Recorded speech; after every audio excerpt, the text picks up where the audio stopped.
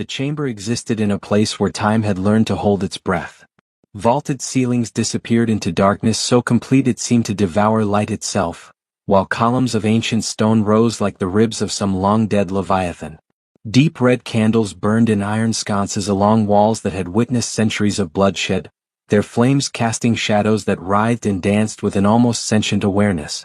Through the narrow Gothic windows, moonlight filtered in pale and hesitant, as though afraid to intrude upon the domain of something far older and far more terrible than the night itself.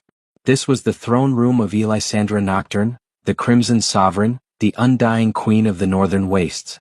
For 300 years she had ruled from this fortress of black stone and bitter memory, her name spoken only in whispers by those foolish enough to speak it at all. Kingdoms had risen and crumbled to dust in the span of her reign. Dynasties had flourished and faded. Wars had raged and ended, their causes forgotten, their heroes reduced to bones and legend. Through it all she had endured, unchanging and eternal, a monument to the terrible permanence of the undead. The castle itself seemed to breathe with her mood. Tonight, that breath came ragged and desperate, like a wounded animal cornered and dangerous. The very stones trembled with a frequency just below human hearing, a vibration that set teeth on edge and sent prey animals fleeing for miles in every direction. Something was wrong. Something had been wrong for longer than anyone dared admit. Elisandra stood at the center of her throne room, but she did not sit upon her seat of carved obsidian and human bone. She could not. For 3 days and 3 nights she had been unable to remain still, unable to rest, unable to do anything but pace and rage against the terrible hunger that consumed her from within. It was a hunger that transcended blood, though blood was part of it. A hunger that went deeper than flesh, though flesh called to her with siren intensity. It was the hunger of immortality itself, the price of endless life paid in endless, escalating need. Her appearance betrayed both her ancient nobility and her current torment. The vampire queen stood tall and regal, her posture that of one born to rule, yet every line of her body thrummed with barely contained violence. Her gown was a masterwork of shadow and crimson, black silk that seemed woven from night itself, embroidered with patterns in deep red thread that might have been arterial blood crystallized into fabric. The dress clung to her form before flowing outward in elegant cascades, each movement creating ripples of darkness that whispered secrets in a language older than human speech. Her shoulders were bare, pale as marble and just as cold, marked with a faint tracery of veins that no longer carried mortal blood. But it was her face that truly captured the dichotomy of her nature. Centuries had not touched her beauty, which remained as sharp and perfect as a blade forged by masters long dead. High cheekbones, full lips the color of wine-dark roses, skin like porcelain that had never known the sun's warmth. Her hair fell in midnight cascades past her shoulders, each strand seeming to absorb light rather than reflect it. Yet despite this terrible beauty, or perhaps because of it, her face now twisted with an expression of such raw, desperate need that it bordered on madness. Her eyes burned. Literally burned, with a crimson luminescence that cast red shadows across her cheekbones and painted the air before her in shades of blood and fire. They were the eyes of a predator pushed beyond all reason, beyond all the careful control that had defined her reign. In those eyes, civilizations could drown. In those eyes, sanity went to die. Her fangs, delicate and deadly as crystal daggers, pressed against her lower lip hard enough to draw her own dark blood. She could feel them aching, yearning, demanding to sink into warm flesh and release the terrible tension that had been building within her for weeks now. The sensation was beyond pain, beyond pleasure. It was a need so fundamental that it superseded thought itself, reducing her, she who had commanded armies and toppled empires, to something base and primal and utterly, terrifyingly uncontrollable. "Where is he?" Her voice echoed through the chamber and the candles flickered in response. It was a voice that had pronounced death sentences and declarations of war, that had seduced nobles and terrified peasants, but now it cracked with desperation. "Where is the offering?" Her council had learned long ago not to approach their queen when she was in such a state. They remained in the shadows at the periphery of the great hall, ancient vampires themselves, lords and ladies who had walked the earth for centuries but who seemed like children in her presence. Even they, who had known the ecstasy of the hunt and the sweet surrender to bloodlust, had never seen their sovereign quite like this. Lord Vesper, her chancellor, stepped forward with the caution of one approaching a wounded dragon. He was old even by vampire standards, his face gaunt and aristocratic, his movements precise and controlled. Your Majesty, the human arrives as we speak. The ritual was completed. The summoning succeeded. Summoning. Elisandra laughed, and the sound was broken glass and dying stars. You speak as though I had a choice. As though this were strategy rather than surrender. She turned to face him, and he instinctively stepped back, his hand moving to his throat in an unconscious gesture of protection.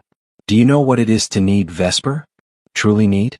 Not desire, not want, but need with every fiber of your being, every cell screaming in unison. My queen. 300 years, she interrupted, her voice rising to a near shriek. 300 years of control. Of restraint. Of proving that we are more than monsters, that we can rule with reason rather than rage. And now, she gestured at herself, at the trembling in her hands, at the way her chest heaved with breath she didn't technically need. Now I am reduced to this. To summoning cattle. To begging the council to bring me a human like some fledgling who cannot control her first thirst. You are not begging, Your Majesty. You are commanding, as is your right. And this is no ordinary human. Something in Vesper's tone cut through the red haze of her hunger. Elisandra focused on him with effort, forcing her mind to engage despite every instinct screaming at her to hunt, to feed, to take. Explain. The summoning ritual was specific. You know this. When a vampire of your age and power reaches this state, when the hunger becomes unmanageable, the old magic responds. It does not simply bring prey. It brings possibility. I don't want possibility, Elisandra snarled. I want blood. I want warmth. I want to feel something other than this cursed endless cold. And yet the magic provides what we need, not always what we want. Vesper's voice was gentle, the tone of a father speaking to a daughter, though the reality was far more complex. He had been her advisor since she was newly turned, had guided her through the early decades of bloodlust and confusion. If anyone could speak to her in such a state, it was he. The human who comes now was called by your essence itself. The ritual reads the summoner's soul, such as it is, and brings forth one who can answer what truly ails them. My soul. Alisandra's laugh was bitter. I sold my soul 3 centuries ago for the promise of eternal life. What remains? More than you think, perhaps. More than any of us suspect. Before she could respond, the great doors of the throne room began to open. They moved slowly, ponderously, those doors of black oak banded with iron, their hinges groaning like the damned. Every eye in the chamber turned toward the widening gap, toward the figure that would emerge from the corridor beyond. The vampire queen froze, every muscle in her body locking into place. Her breathing, unnecessary but habitual, stopped entirely. The burning in her eyes intensified until the very air around her seemed to shimmer with heat haze. Her hands, elegant and deadly, curled into claws at her sides. He stepped into her throne room like a man walking into a cathedral, with respect but without fear, with awareness but without hesitation. He was human, unmistakably so, carrying with him the warmth and vitality that the undead both craved and resented. Yet there was something about his presence that didn't fit the usual pattern of sacrificial offerings. He was neither young nor old, perhaps in his early 30s, with the kind of weathered handsomeness that spoke of a life lived outdoors, under sun and stars that vampires could only remember in dreams. His hair was dark brown, touched with auburn highlights that caught the candlelight, worn slightly long and pulled back loosely at the nape of his neck. His face was angular but not harsh, marked with the fine lines that came from squinting at distant horizons and smiling more often than frowning. His eyes, those remarkable eyes, were a deep, warm brown, the color of fertile earth in ancient forests, and they held a calmness that seemed impossible given the circumstances. He wore simple clothes, a white linen shirt unlaced at the throat, the sleeves rolled to his elbows revealing forearms marked with old scars and the lean muscle of practical work.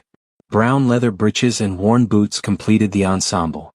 No armor, no weapons, no holy symbols or protective talismans. He carried nothing but himself, and somehow that was enough. The human, his name was Thomas Ashwood, though Elisandra did not yet know this, stood just inside the threshold and gazed around the throne room with the expression of someone cataloging details for later reference. His eyes passed over the shadowed vampires in their alcoves, the guttering candles, the Gothic architecture that spoke of beauty and decay in equal measure. Finally, inevitably, his gaze settled on the vampire queen herself. And something happened. For a moment, just a heartbeat span, Elisandra felt her rage falter. Not because of fear in his eyes, there was none, but because of what she saw instead. Recognition. Not of her personally but of what she was experiencing. In his calm, steady gaze she glimpsed understanding, and it shocked her more than a stake through the heart.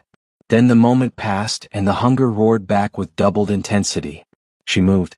Not with the careful, measured grace she usually employed, but with the preternatural speed that made vampires the apex predators they were. One instant she stood in the center of her throne room, the next she was before him, so close that her gown brushed against his legs, so close that she could feel the warmth radiating from his body like standing before a forge. A sound escaped her throat, something between a moan and a growl, too raw to be called speech.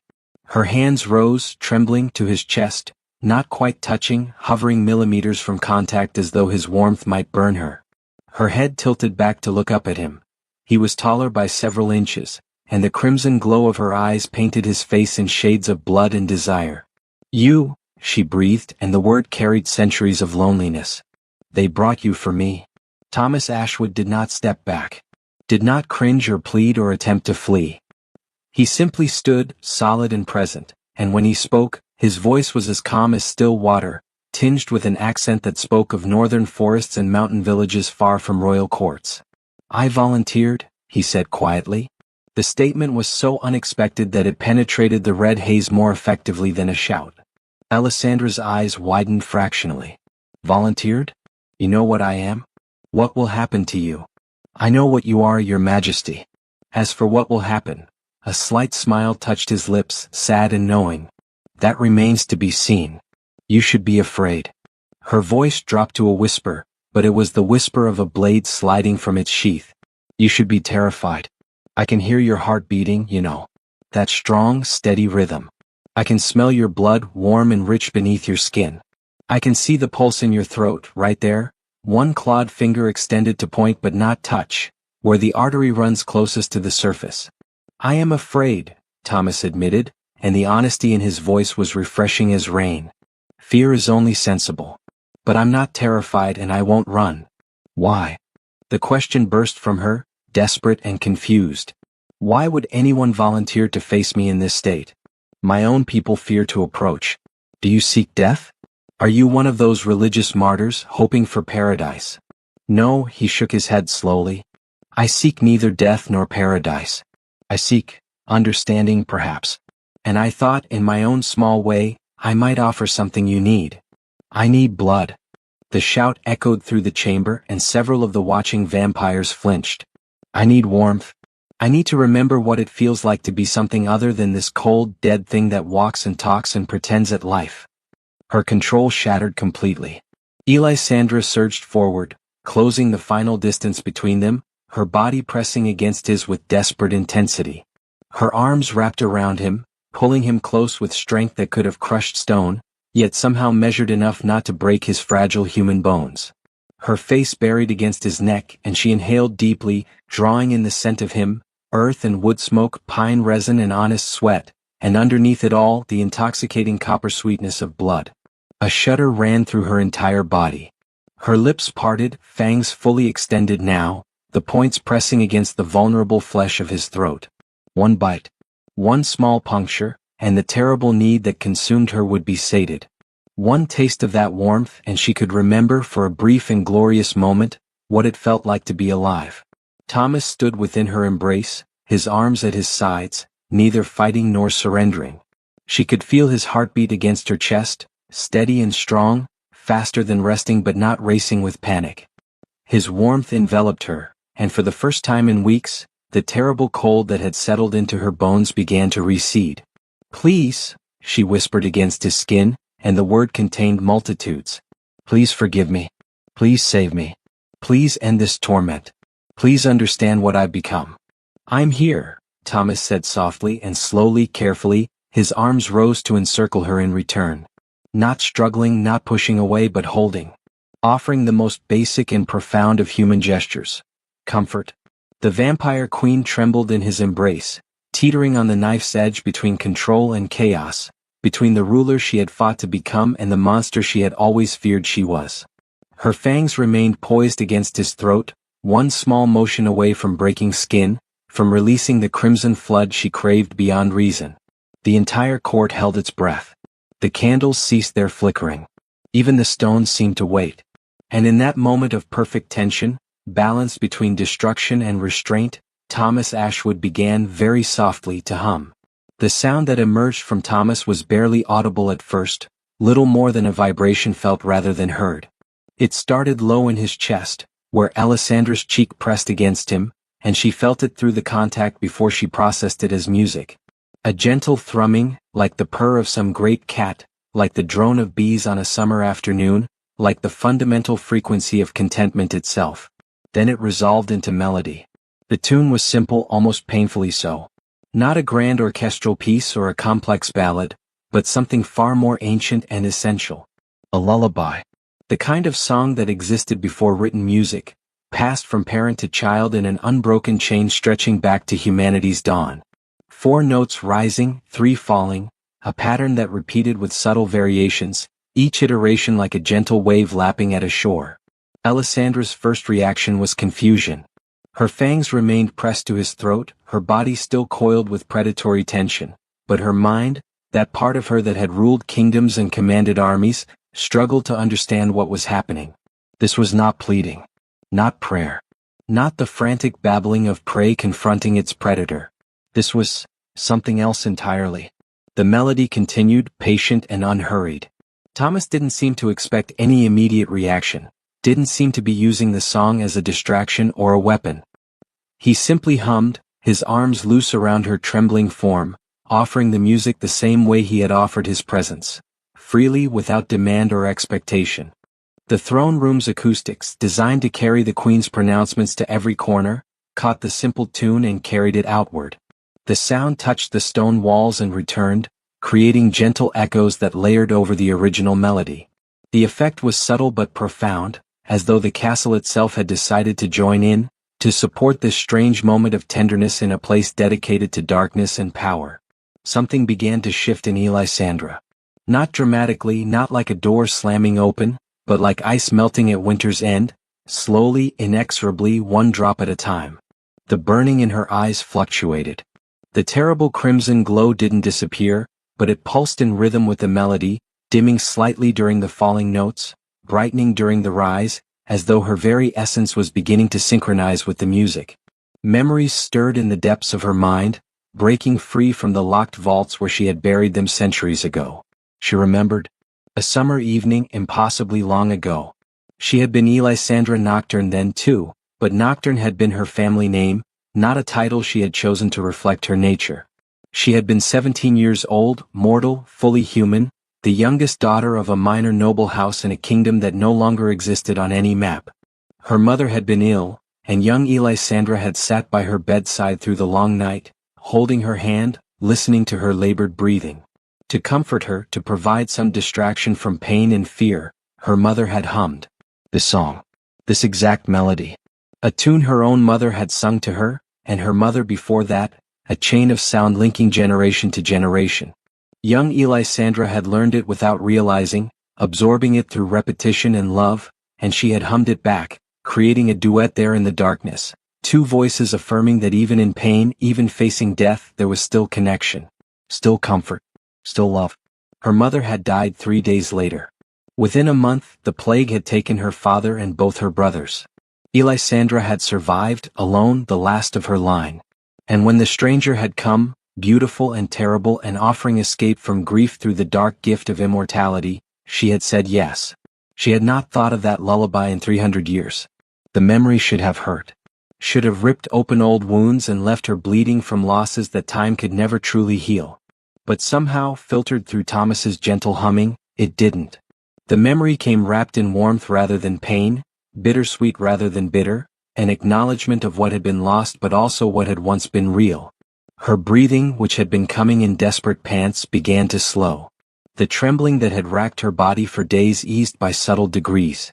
Her fangs, still pressed against Thomas's throat, relaxed their pressure infinitesimally. Not withdrawing, not yet, but no longer demanding immediate satisfaction. The hunger remained. It would always remain, the price of her immortal nature. But for the first time in weeks, it was not the only thing she felt. Thomas continued to hum, and now she could hear the nuances in his voice. He wasn't a trained singer. There were rough edges, places where his voice cracked slightly or wavered. But there was authenticity in those imperfections, a humanity that was more affecting than any polished performance could have been. He sang the way someone sings when they think no one is listening, or when the only listener is someone they care for deeply. The watchers in the shadows began to emerge slightly, drawn by the unprecedented scene unfolding before them. Lord Vesper's ancient eyes were wide with something that might have been hope. Lady Morgana, who had been Alessandra's companion since the early days of her reign, pressed a hand to her mouth. Whether in shock or suppressed emotion, it was impossible to say. Even the youngest members of the court, fledglings who had never known human life, seemed affected by the melody, swaying slightly as though pulled by invisible threads. Alessandra's grip on Thomas loosened fractionally. Her arms, which had held him with desperate, crushing intensity, relaxed enough that he could have pulled away if he'd chosen to. He didn't. He remained in her embrace, a voluntary anchor, solid and warm and inexplicably, impossibly safe.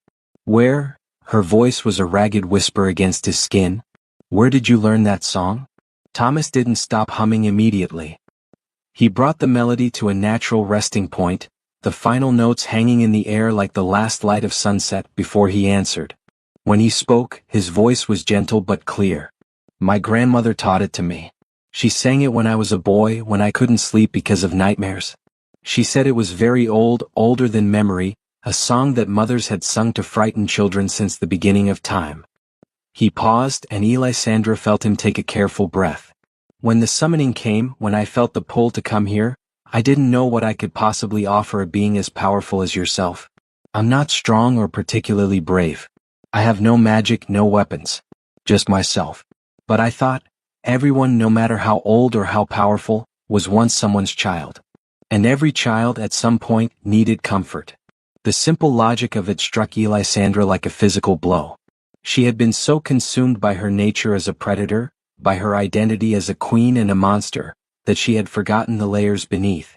Forgotten that before she was the Crimson Sovereign, before she was a vampire, before she was even Alessandra Nocturne of the noble house, she had been a little girl who loved her mother and laughed at butterflies and hummed lullabies in the dark. A sound escaped her then, something she had not made in centuries. A sob. Dry and painful, torn from a chest that no longer needed air, from a heart that no longer beat, but a sob nonetheless. And then another, and suddenly the vampire queen was weeping in the arms of a human stranger, her body shaking with the force of emotions she had thought herself incapable of feeling. Thomas's response was immediate and instinctive. He held her closer, one hand coming up to cradle the back of her head, fingers threading through her midnight hair. He didn't speak, didn't try to offer false comfort or meaningless platitudes. He simply held her and began to hum again, the same simple melody, steady as a heartbeat, constant as the tide. The crimson glow in Alessandra's eyes flickered wildly, brightening and dimming like a candle in the wind. Tears tracked down her porcelain cheeks, and where they fell upon Thomas's shirt, they left small dark stains. Whether tears could be shed by the undead was a question philosophers and scholars had debated for centuries. Tonight, the answer was being written in salt and sorrow on simple linen. The hunger, that terrible, all-consuming need, began to transform. It didn't disappear.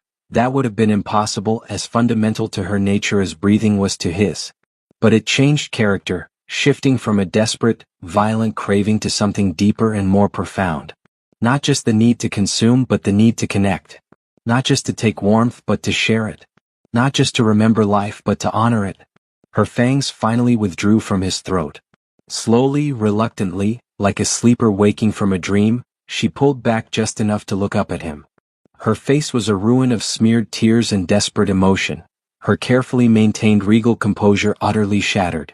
She looked young suddenly, despite the centuries weighing upon her soul. Young and lost and terribly, heartbreakingly vulnerable. I almost killed you, she whispered. I wanted to. The hunger is still there. How did you know? How could you possibly know that this would work? Thomas met her gaze with those calm, earth-brown eyes. I didn't know. Not for certain. But I've seen desperate need before, Your Majesty. In sick children during harsh winters, in soldiers after battles, in people pushed beyond what they thought they could endure. And I've learned that sometimes the thing we need most isn't what we think we need. Sometimes what breaks the fever isn't medicine but a cool hand on the forehead. Sometimes what ends the nightmare isn't waking but a gentle song reminding us that morning will come. You compared me to a sick child. There was no anger in her voice, only a kind of wondering amusement, as though she were discovering something about herself she had never suspected. In that moment, weren't you? He asked it without judgment, a simple question seeking understanding. Not because you're weak or less than what you are, but because need doesn't respect power. Pain doesn't care about crowns. And loneliness? He paused and something sad flickered in his eyes. Loneliness is perhaps the greatest leveler of all. It makes beggars of kings and children of the ancient. Elisandra stared at him and slowly, something fundamental shifted in her expression. The desperation that had defined her features for days began to recede, replaced by something more complex. Curiosity perhaps. Interest. And underneath it all, the first fragile stirrings of something that might, given time and care, become trust. She became aware suddenly of their position. They stood in the center of her throne room, wrapped in each other's arms with an intimacy that should have been reserved for lovers, witnessed by her entire court. Her gown was rumpled, her hair disheveled, her face tear-stained. She looked nothing like the cold, controlled sovereign who had ruled with absolute authority for 3 centuries. And yet, as she glanced around at her court, she saw no contempt in their eyes. No disgust or disappointment. Instead, she saw something that shocked her almost as much as the lullaby itself: relief. They had watched their queen descend into uncontrollable hunger, had seen her pride and her carefully maintained facade crumble, and they had feared, not for themselves but for her. Now, seeing her gentled, seeing her tears, they looked grateful. Your Majesty, Lord Vesper said softly, stepping forward with careful deference. The dawn approaches. Perhaps, rest would be advisable? For both of you. The mention of dawn sent a tiny thrill of instinctive fear through Elisandra. Even ancient vampires respected the sun's power, but it also brought a strange sense of relief. The long, terrible night was ending. She had survived it. They had survived it. She looked back at Thomas, who still stood calmly in her loosened embrace, showing no sign of impatience or fear despite everything that had transpired. You volunteered for this, she said slowly, still trying to understand. The summoning ritual, it's binding. You cannot leave until the terms are fulfilled. You know this. I know. And the traditional terms state that the human must remain until the vampire's need is satisfied. That could be days, weeks, longer. She searched his face for regret, for second thoughts. You would give up your freedom, your life as you know it, for, what? A story? A noble sacrifice. For the possibility of understanding, Thomas said, and there was quiet conviction in his voice. For the chance that maybe, just maybe, the old stories aren't entirely true. That monsters might be made, not born. That even immortals might need kindness. He paused and a small wry smile touched his lips. And because my grandmother would have told me to help someone in need, regardless of whether they wore a crown or had fangs. Despite everything, the hunger still gnawing at her, the confusion and upheaval of the past hour, the tears still drying on her cheeks, Elisandra laughed. It was a small sound, rusty with disuse, but genuine. Your grandmother sounds like a remarkable woman. She was. The past tense carried its own weight of loss, and she understood intimately what that meant. Come, she said, finally stepping back but taking his hand in hers. Her skin was cold against his warmth, but the contact was no longer desperate. It was almost companionable. If you're to stay, you should at least be comfortable. And she hesitated, suddenly uncertain in a way she hadn't been in decades. I would hear more of that song. If you're willing. Thomas squeezed her hand gently. I'm willing. As they moved toward the doorway that led to the private chambers of the castle, the vampire queen and the human who had volunteered to face her, the court watched in silence. The candles burned lower, their red lights softening to amber as dawn approached. Through the Gothic windows, the very first hints of gray touched the eastern sky. And in the moment before they disappeared from sight, Elisandra Nocturne turned back to look at her people. Her eyes no longer burned with uncontrollable crimson fire. They glowed still with the inherent power of her nature, but the glow was banked now, controlled, more like embers than wildfire. "This human is under my personal protection," she announced, her voice carrying the authority that had commanded respect for 3 centuries. "Let any who would harm him answer to me." Then she was gone, leading Thomas deeper into the castle, into chambers that had never known human footsteps, leaving behind a court that buzzed with whispers and wonder at what they had witnessed. Lord Vesper stood for a long moment, staring at the empty doorway. Then he turned to Lady Morgana, who stood beside him with an expression of mingled shock and hope on her ancient features. "Do you think," she began, but he raised a hand. "I think," he said slowly, "that we have just witnessed something that has not occurred in a very long time. Perhaps since before our queen was turned." He paused, considering his words carefully. "We have seen her remember her humanity. And that, dear Morgana, changes everything." In the east, the sun prepared to rise as it had every morning since the world began, indifferent to the dramas of immortals and mortals alike. But in the castle nocturne, something new had been born, fragile as dawn light, uncertain as first spring flowers, but undeniably, impossibly real. Oh! The corridors of Castle Nocturne seemed to shift as Elisandra led Thomas deeper into its heart. What had appeared cold and menacing in the throne room gradually revealed layers of unexpected beauty. Tapestries lined the walls, their colors muted by age but still magnificent, depicting scenes from an era before vampires openly ruled these lands. Forests and festivals, harvests and holy days, all the warmth of mortal life preserved in thread and dye. Thomas noticed these details with the attention of someone who saw beauty in simple things. He paused before one particularly fine tapestry showing a village celebration, and Elisandra found herself stopping with him, watching as his eyes traced the woven figures dancing around a bonfire. "This is lovely," he said softly. "From before your time as queen?" "From before my time as anything but human," she corrected, her voice neutral but not cold. "My mother commissioned it for my father's 40th year. I was 9. She tilted her head, studying the tapestry as though seeing it for the first time in decades. "I had forgotten it was here. Strange how we stop seeing what surrounds us every day." They continued on, and Thomas was struck by the subtle transformation in his companion. The vampire queen who had held him with desperate, barely controlled violence was still present. He could see it in the careful precision of her movements, in the way her eyes occasionally flared with residual hunger, but she was no longer consumed by it. It was as though the lullaby had cracked something open inside her, allowing other parts of her nature to emerge. They climbed a spiral staircase, narrow and steep, clearly not meant for public access. Thomas's boots scraped against worn stone steps, while Elisandra moved in complete silence, her footfalls making no sound at all. The effect was disconcerting and she noticed his unease. "One of the less pleasant aspects of my condition," she said with a hint of dark humor. "We move quietly. Better for hunting." She glanced back at him and something complicated flickered across her face. "Does it bother you, knowing what I am? What I was planning to do to you not an hour ago?" Thomas considered the question seriously as they climbed. "I'd be lying if I said I wasn't afraid. But fear and understanding aren't mutually exclusive. You were in pain. You lashed out from that pain. That doesn't make it right, but it makes it comprehensible. Most humans would not be so philosophical about a vampire at their throat. Most humans didn't volunteer to be here." She had no answer for that, so they climbed in companionable silence until they reached a landing. Before them stood a door of dark wood, carved with intricate patterns of roses and thorns. Elisandra paused with her hand on the iron handle, and Thomas could see tension return to her shoulders.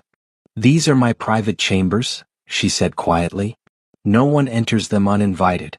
Not my council, not my servants, not even those I have taken as companions over the years." She turned to face him fully, and in the dim light of the corridor, her beauty was heartbreaking rather than terrible. "I brought you here because, I don't know, because the throne room is for the queen and right now I don't feel much like a queen. Because I haven't been alone with my thoughts for weeks, and the idea of being alone now feels unbearable.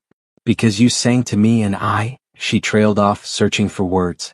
"Because sometimes we need to be seen as ourselves, not as our titles," Thomas finished gently. "Yes. The word was barely a whisper. Yes, exactly that. She opened the door, and they stepped into a space that defied every expectation Thomas had harbored about the dwelling of an immortal predator. The room was vast but not oppressive, circular, taking up the entire floor of one of the castle's towers. Windows lined the walls, tall and Gothic, but they were fitted with heavy shutters reinforced with steel, protection against the deadly sun. At night, as now, they stood open, allowing moonlight to spill across polished wooden floors covered with rich carpets in deep blues and silvers. But what struck Thomas most was the life in the room.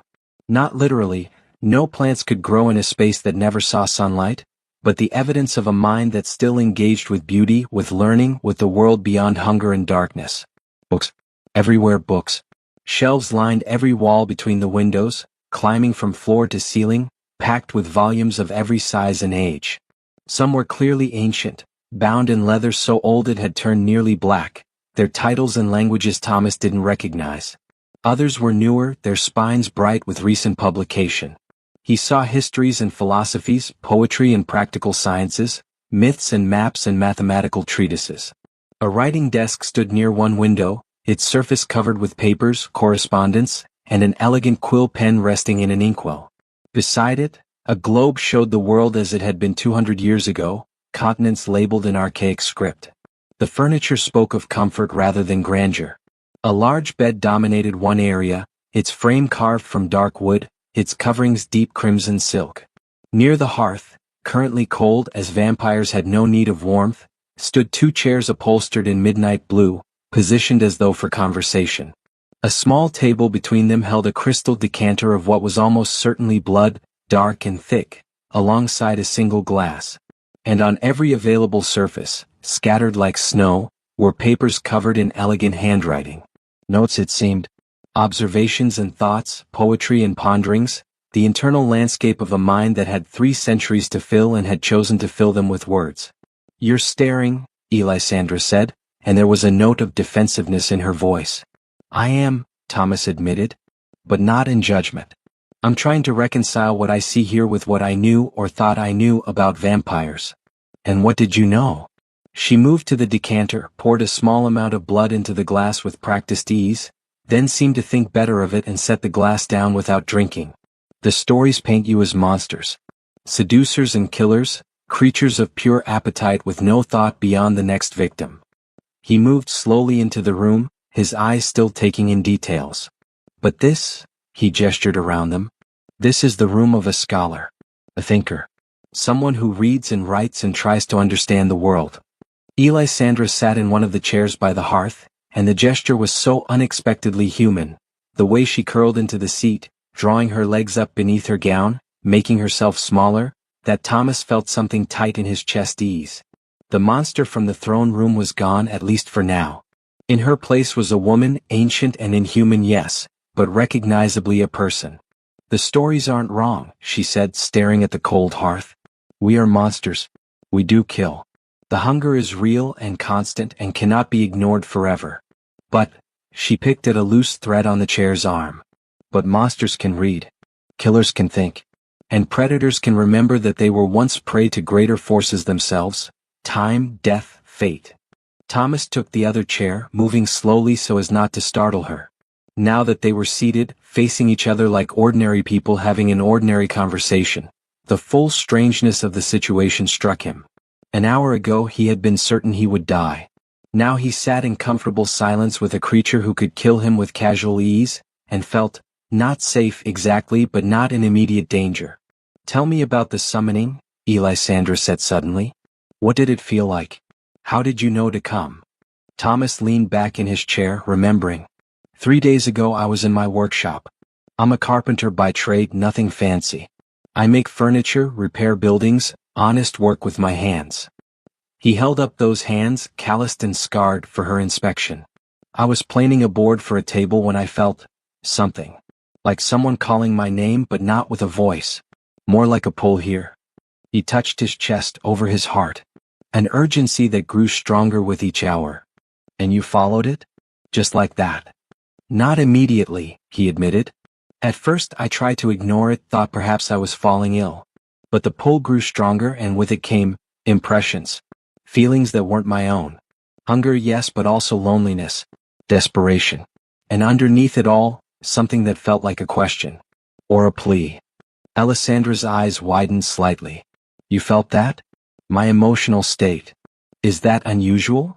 The summoning ritual is old magic, older than my line, older perhaps than vampires themselves. It's meant to call prey, yes, but also to call possibility. To bring someone who can provide what the summoner truly needs. She leaned forward, intensity returning to her features. But the summoned shouldn't be able to feel the summoner's emotions. That implies a connection deeper than mere ritual. It implies. What? Thomas prompted when she fell silent. Resonance, she said quietly. The old texts speak of it. When a soul calls out in true need, sometimes it finds an answer in another soul that understands.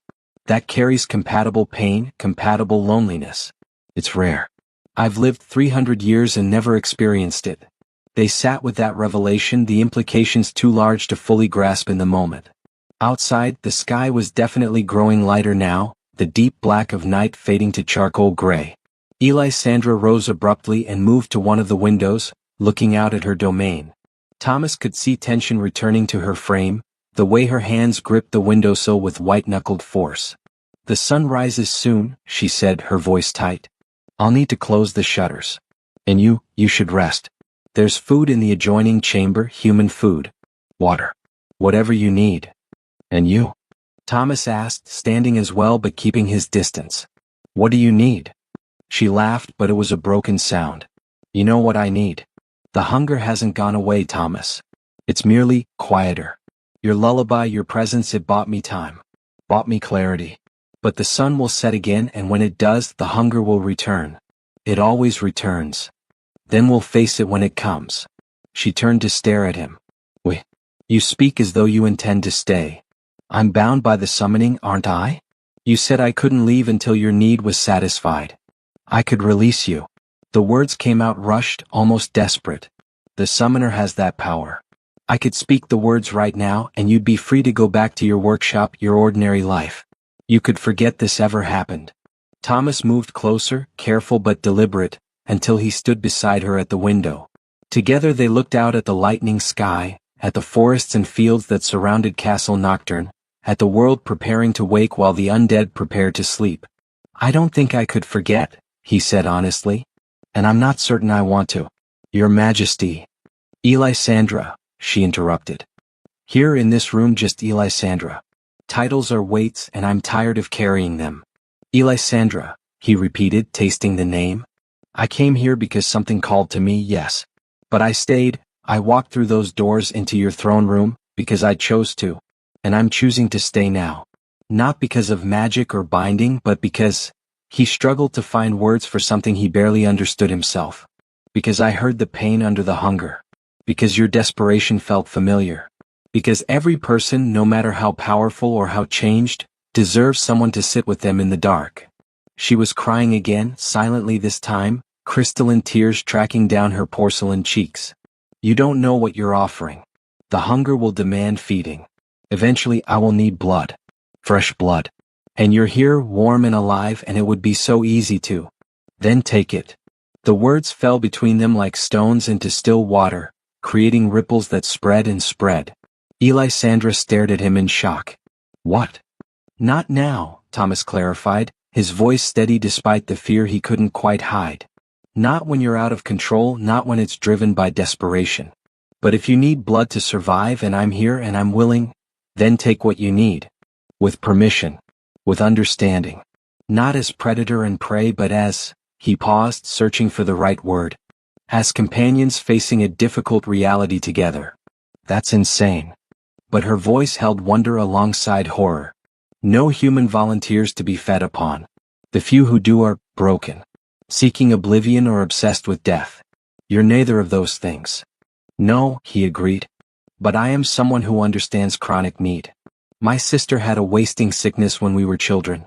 Every day she needed help to eat, to move, to do the simplest things. And every day our family provided that help without resentment, because we loved her and because need doesn't make someone less valuable. She died when I was 15, and I learned then that sometimes love means acknowledging uncomfortable truths. means providing for needs that never stop demanding attention. Elisandra reached out with one pale hand and touched his face, a feather-like contact as though confirming he was real. You compare yourself to family, to love. But we barely know each other. Then perhaps we should change that. Thomas covered her cold hand with his warm one, not pulling it away but holding it against his cheek. The sun rises. You need to rest.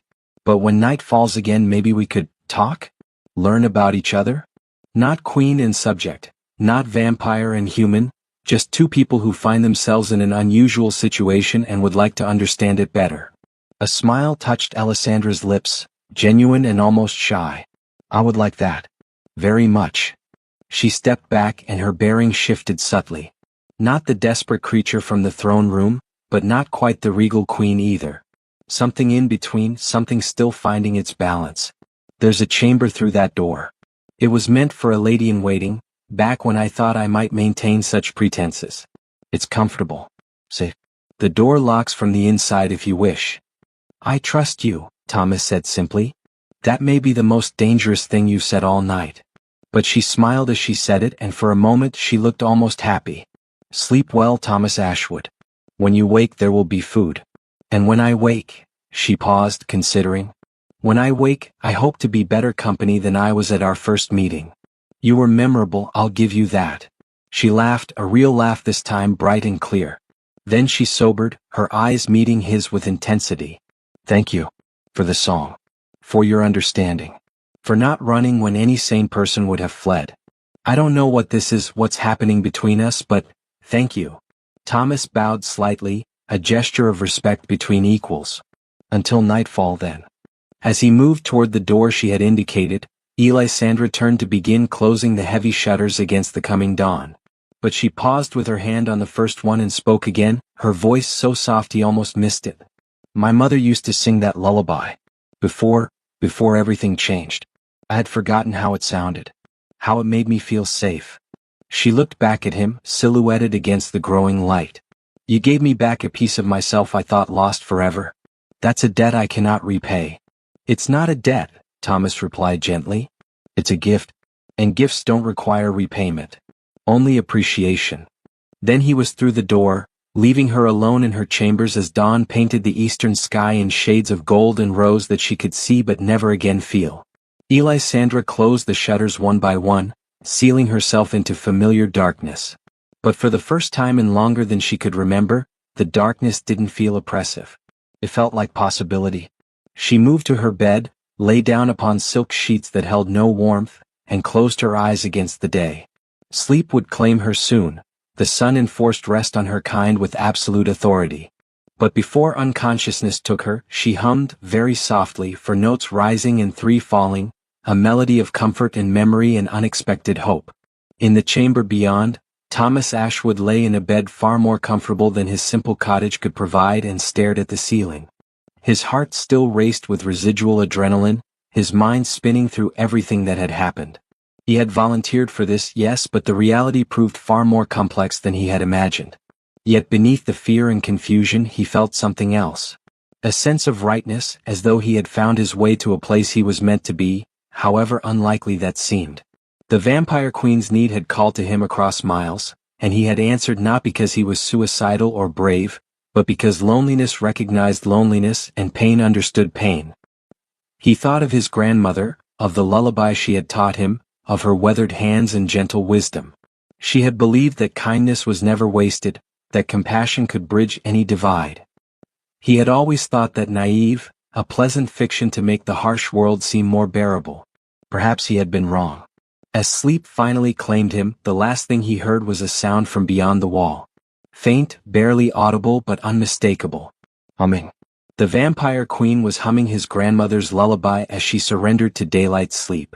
And Thomas smiled in the darkness, and knew with certainty that he had made the right choice. When consciousness returned to Elisandra, it came gently, an unfamiliar sensation. Typically, the sunset pulled her from day sleep with harsh urgency, her body responding to the disappearance of the sun's threat with the readiness of a warrior expecting ambush. But this evening, waking felt like rising through warm water, surfacing into awareness rather than being jerked into it. She lay still for a moment, taking inventory of herself with the practiced attention of someone who had learned to monitor her condition closely. The hunger was there, always there, a low background hum that would never truly silence. But it was manageable. Controlled.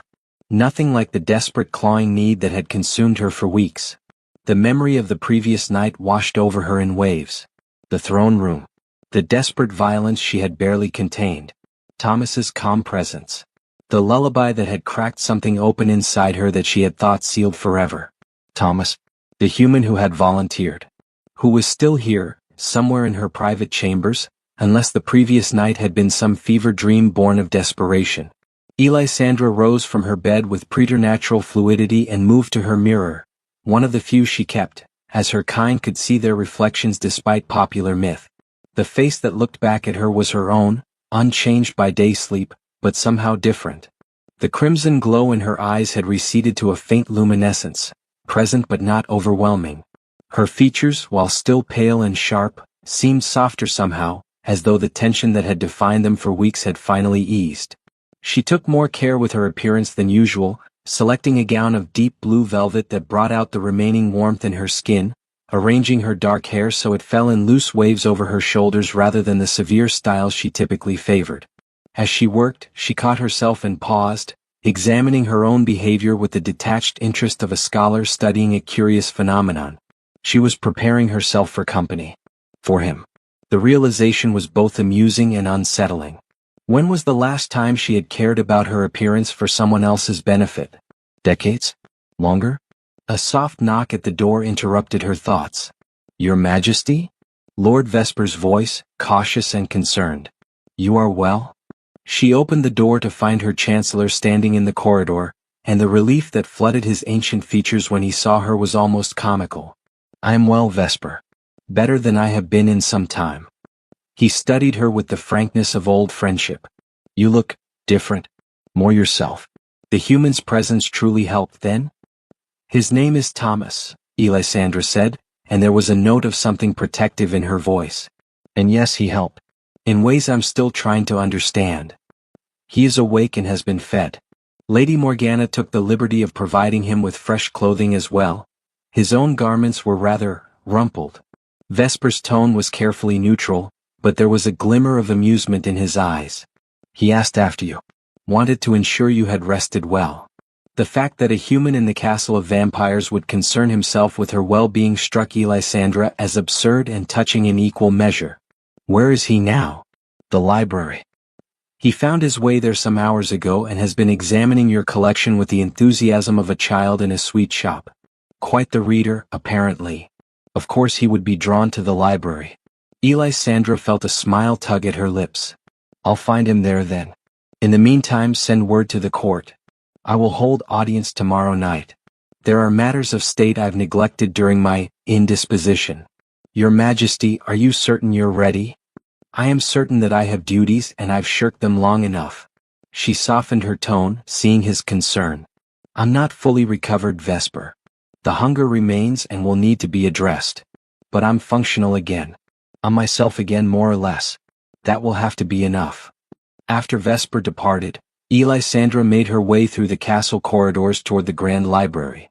It occupied the entire west wing, 3 stories of books collected over centuries, and was one of the few places in the castle where she felt truly at peace. Knowledge didn't judge. Books didn't care whether the hands turning their pages were warm or cold, living or undead. She found Thomas exactly where Vesper had indicated, standing before one of the tall windows with a book in his hands, so absorbed that he didn't hear her approach. The clothing Morgana had provided him suited him well. Simple but well-made, dark trousers and a white shirt with a gray vest, the kind of attire a prosperous merchant might wear. His hair was damp, suggesting he had bathed, and in the evening light filtering through the window, he looked almost ethereal himself. Elisandra paused in the doorway, allowing herself a moment to simply observe him. He stood in a shaft of moonlight, reading with complete focus, occasionally turning a page with careful fingers. There was something deeply peaceful about his presence, a centeredness that had nothing to do with power or control and everything to do with being comfortable in his own skin. Was attractive. Not in the way prey was attractive to a predator, though she would be lying if she claimed some of that wasn't present. but attractive in the way a well-crafted piece of furniture was attractive, or a perfectly structured argument. He fit into this space, this library, this castle as though he belonged here. The thought should have disturbed her. Instead it felt right. "Find anything interesting?" she asked and watched him startle slightly before turning with a smile. "Elisandra." Her name and his voice sounded like music. "I hope you don't mind me making free of your library. The selection is extraordinary." She moved into the room, approaching him with a careful grace that was second nature. "I don't mind at all. What have you found?" He held up the book, a treatise on agricultural practices from 2 centuries prior. "This probably seems dull, but I find the evolution of farming techniques fascinating. The way knowledge builds on itself, how each generation improves on what came before." He set the book down on a nearby table. "Though I suspect you didn't come here to discuss crop rotation." "No," she admitted. "I came to see if you were real. If last night actually happened or if I imagined the whole thing in the depths of hunger madness." "It happened." Thomas's expression grew serious. "All of it. The desperation, the hunger, the lullaby. The conversation after. All real." They stood facing each other across the library's reading table, and the air between them felt charged with possibility and uncertainty. Elisandra found herself uncharacteristically at a loss for words. She had ruled for centuries, commanded armies, negotiated with kingdoms. But this simple interaction with a human carpenter left her feeling exposed and uncertain. "I meant what I said," Thomas continued quietly. "About staying. About helping if I can. I don't fully understand what's happening between us, but I don't think I need to understand it completely to know it matters."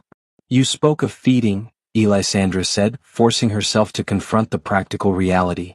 "Of allowing me to take blood from you. Do you still mean that?" "I do. But not today, I think. You seem calmer.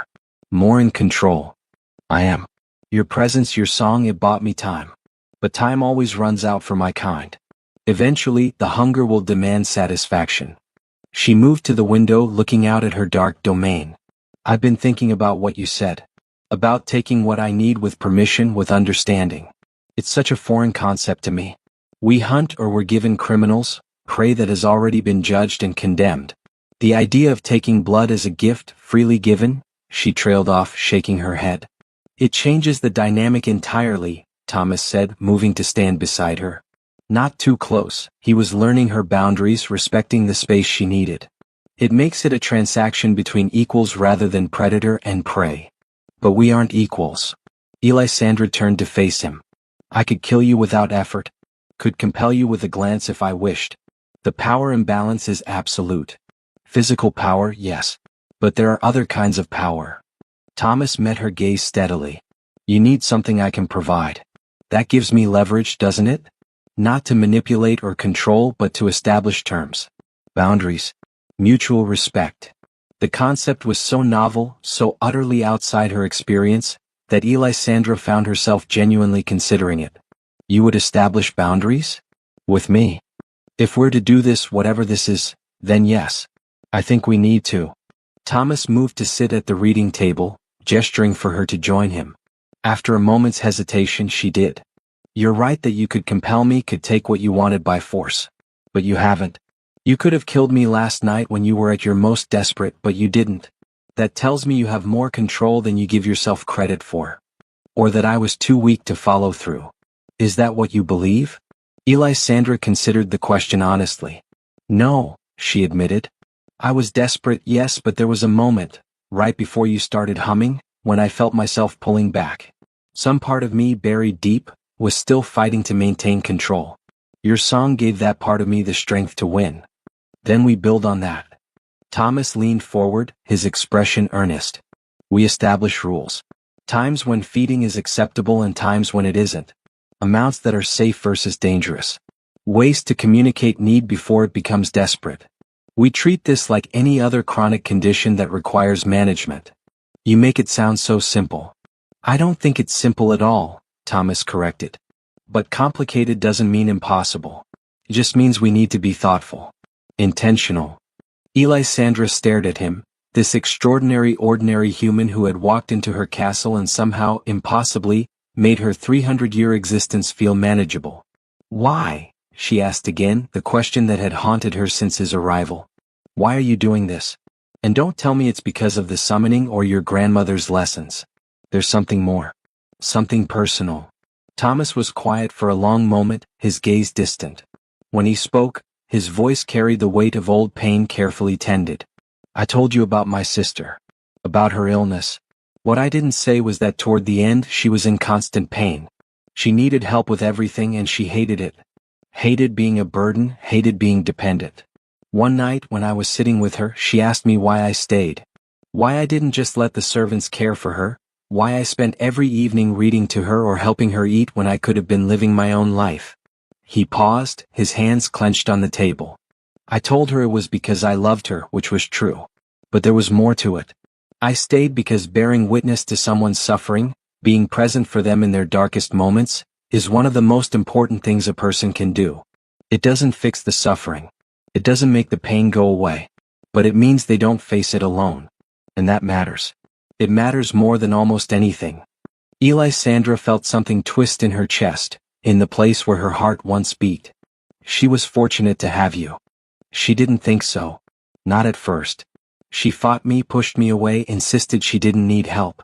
But eventually she accepted it. Let me be there for her. And in her final days, she told me that knowing someone cared enough to stay, to witness her suffering without flinching, gave her courage. Made the unbearable slightly more bearable. And you see me as your sister? Elisandra wasn't sure whether to be moved or insulted. No, Thomas's gaze returned to her, brown eyes warm and steady. I see you as someone suffering in a way others refuse to acknowledge. You're supposed to be a monster so no one asks if you're in pain. You're immortal so no one considers whether eternity might be a burden rather than a gift. You're powerful so weakness isn't permitted. But pain doesn't care about any of that. And I think you've been in pain for a very long time. The accuracy of his assessment stole her breath. She had never articulated it even to herself, but he was right. The hunger was only the surface manifestation of a deeper ache. The loneliness of immortality. The weight of centuries. The slow erosion of humanity, piece by piece, until she sometimes wondered if anything real remained beneath the crown and the fangs. Yes, she whispered. Yes, I have been. Thomas reached across the table, slowly enough that she could pull away if she wished, and took her hand in his. His warmth against her cold skin should have triggered her hunger, but instead, it felt grounding, anchoring her to something real and present. Then let me help, he said simply. Not because you're weak or because I'm particularly noble, but because everyone deserves someone who sees their pain and doesn't look away. Even vampire queens. Maybe especially vampire queens. They sat like that for a long moment, hands clasped across the library table, an immortal predator and a mortal craftsman finding unexpected common ground in acknowledged suffering and the tentative promise of mutual care. Finally, Elisandra squeezed his hand gently and released it, sitting back in her chair.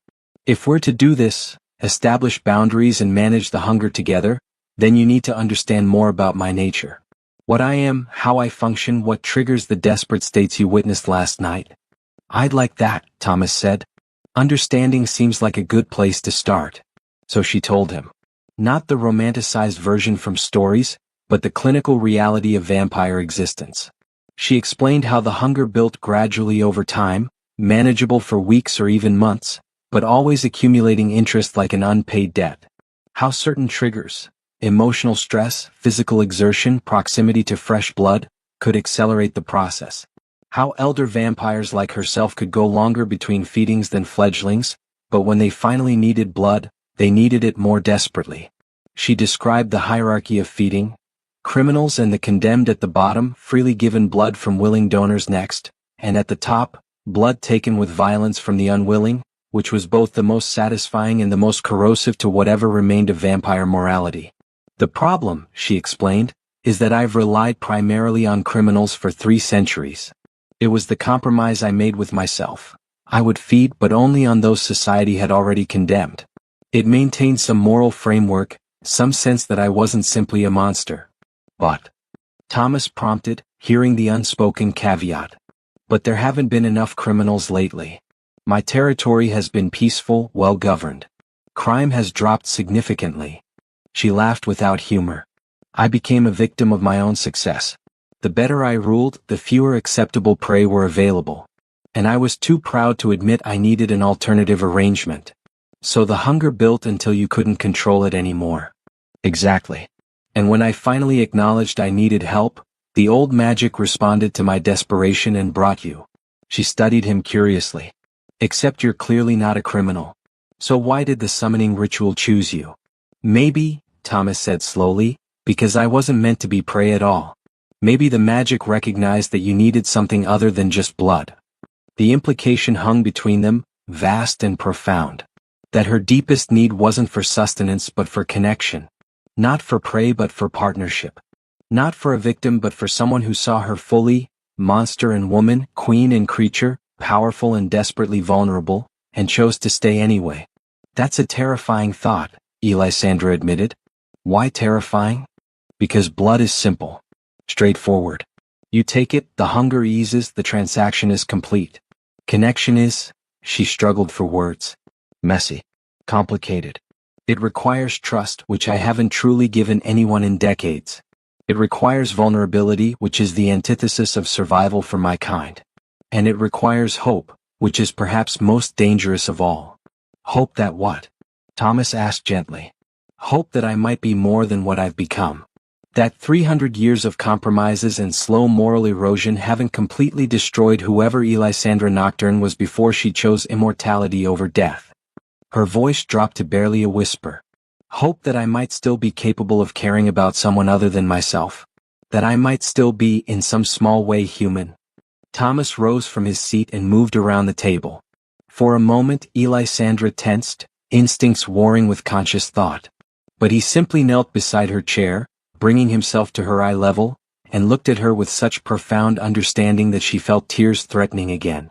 You hummed my grandmother's lullaby as you fell asleep today, he said softly. Lady Morgana told me. She heard it through the wall and was shocked because apparently you never sing or hum. You haven't made music in anyone's memory. Elisandra hadn't realized anyone had heard. The revelation made her feel exposed, but Thomas's gentle tone eased the discomfort. You remembered that song because it connected to your mother, to your human childhood, to love and safety and comfort, he continued. That's not the action of someone who's lost their humanity. That's the action of someone who's buried it deep but never let it die completely. One song doesn't make me human. No, he agreed. But it's evidence. A start. And starts are what matter when you're trying to find your way back to something you thought you'd lost forever. Before she could respond, a soft chime echoed through the library, the castle's warning that someone approached. Elisandra rose smoothly, her bearing shifting back to regal authority so quickly that Thomas was momentarily disoriented by the transformation. The vulnerable woman discussing humanity was gone, replaced by the Crimson Sovereign in an instant. Lady Morgana appeared in the doorway, bowing deeply. Your Majesty, forgive the intrusion. There's a matter that requires your attention. One of the border patrols has returned with news from the Southern Territories. Elisandra glanced at Thomas, something almost apologetic in her expression. Duty calls. We can continue this conversation later? Of course. I'll be here. Reading about crop rotation and contemplating the nature of existence. His slight smile took any sting from the words. As Elisandra moved to follow Morgana, she paused in the doorway and looked back. Thomas? Thank you. For understanding. For not running. For everything. Until later then, he replied, and watched her disappear into the corridor, the blue velvet of her gown flowing behind her like water. Alone in the library, Thomas returned to his book, but his mind was miles away from agricultural practices. He had volunteered for this expecting to face a monster. Instead, he had found something far more complex. A person trapped in a monstrous existence, fighting daily to retain scraps of humanity while burdened with needs that couldn't be denied or ignored. He thought of his grandmother, of her lessons about kindness and compassion. She had always maintained that everyone, no matter how far they'd fallen or how terrible their circumstances, deserved to be seen as fully human. Or in this case as fully person. He had no illusions about the challenges ahead. The hunger would return probably soon. There would be moments of danger, times when Alisandra's control might slip.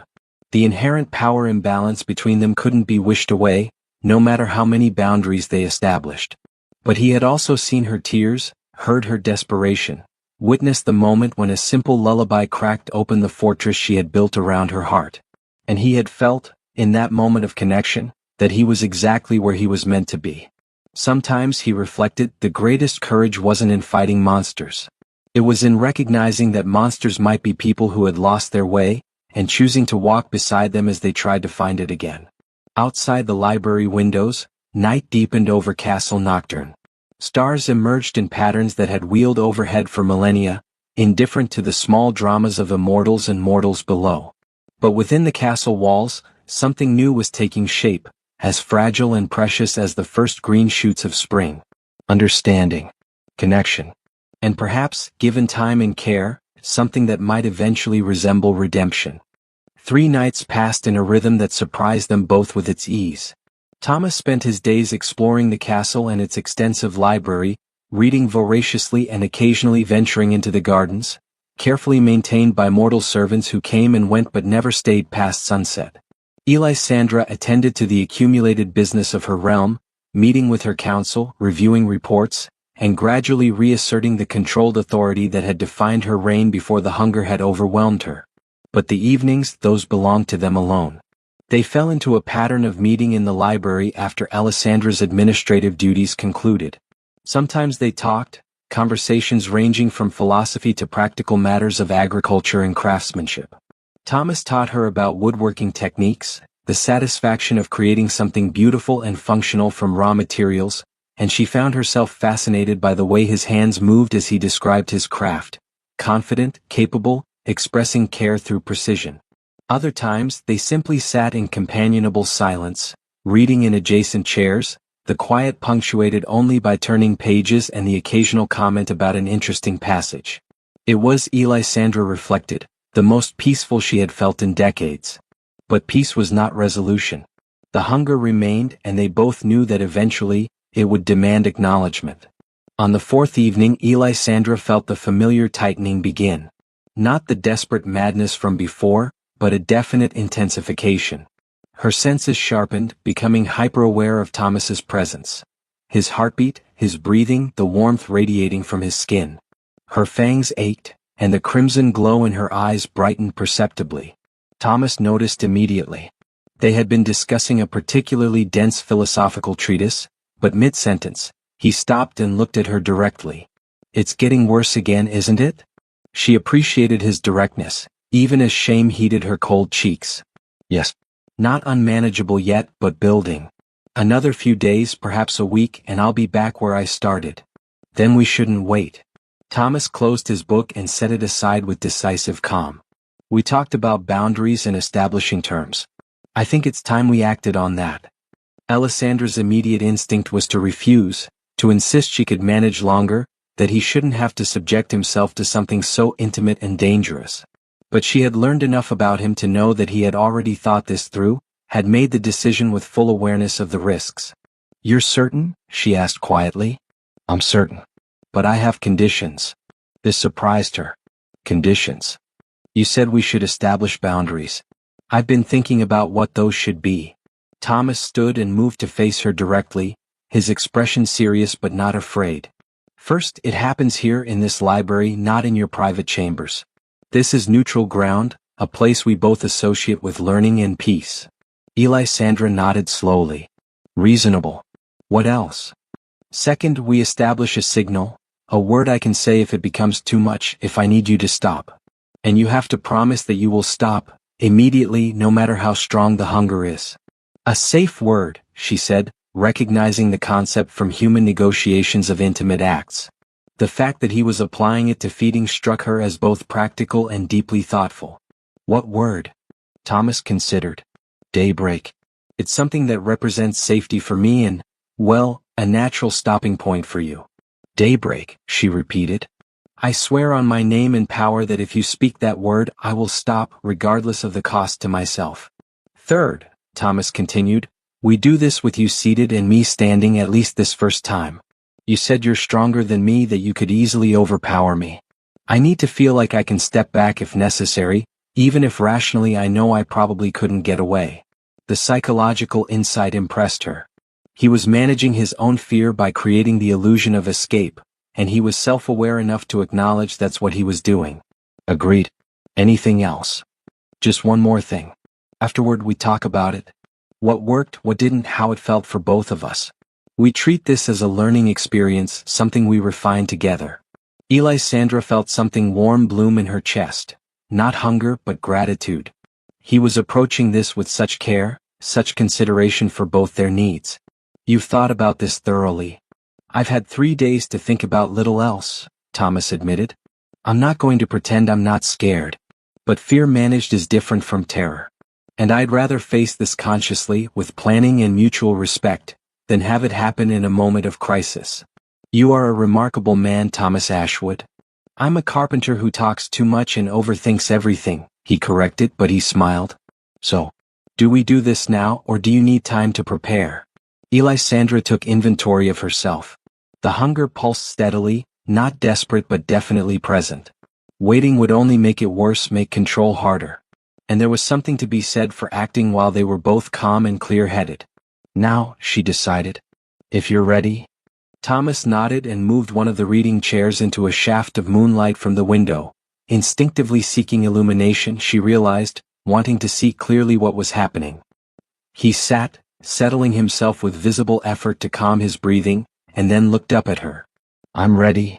Elisandra approached slowly, giving him time to track her movement, to maintain the sense of control that was so important to him. As she drew close, she could hear his heartbeat accelerate, smell the fierce sweat that prickled at his hairline despite his outward calm. The scent triggered her hunger, made it surge, and she had to pause, closing her eyes and breathing deeply through her nose to center herself. You're afraid, she observed. That's wise. I'm dangerous right now. I know. But I trust that you're more than your hunger. That you can control it. His faith in her was humbling. She opened her eyes and met his gaze. I won't betray that trust. I swear it. She moved closer, standing before his chair, and slowly, carefully, placed her hands on the armrests, bracketing him without touching. This close, his warmth enveloped her like summer sun, and the hunger roared its approval. Her fangs extended fully, aching with need, and the crimson glow of her eyes painted his face in shades of blood. Thomas's breath quickened, but he didn't look away. Tell me what you're going to do. I'm going to place my hand on your shoulder for stability, she said quietly, suiting action to words, her cool palm settling on his shoulder, feeling the tension in his muscles. Then I'll lean in and bite here. She touched a spot on the right side of his neck where the artery ran close to the surface. You'll feel a sharp pain at first, but I'll release a venom that will dull it quickly, make it almost pleasant. The danger is that the venom also creates euphoria, makes you less aware of blood loss. So I need you to stay focused. If you feel dizzy, lightheaded, if anything feels wrong, you say the word. Understand? Daybreak, Thomas confirmed. If I need you to stop. Exactly. She paused, studying his face. Last chance to change your mind. I haven't changed my mind. Do what you need to do, Elisandra. The sound of her name in his voice, steady despite his fear, gave her courage. She leaned in slowly, allowing him to track her movement, and pressed herself against him, not with the desperate crushing force of their first encounter, but with careful control. One hand on his shoulder, the other braced against the back of the chair. Her face lowered to his neck and she inhaled deeply, drawing in his scent. And then she bit. Thomas inhaled sharply at the initial pain, his hands gripping the armrests. But within seconds the venom took effect and she felt his body relax. The first pull of blood against her tongue was ecstasy. Warm, rich, vital, everything her cold body craved. The taste of him was unique. Each human had their own flavor profile she had learned over centuries, his carrying notes of the forest and earth, clean and honest and wholly satisfying. The hunger that had been building for days eased immediately, like a clenched fist slowly opening. She drank carefully, monitoring his heartbeat and breathing, taking what she needed but no more. The act was intimate beyond description, life flowing from one person to another, but it was also functional, necessary, a transaction made sacred by its mutual agreement. After what might have been 30 seconds or 3 minutes, time seemed elastic in such moments. She felt the hunger recede to manageable levels and immediately began to withdraw.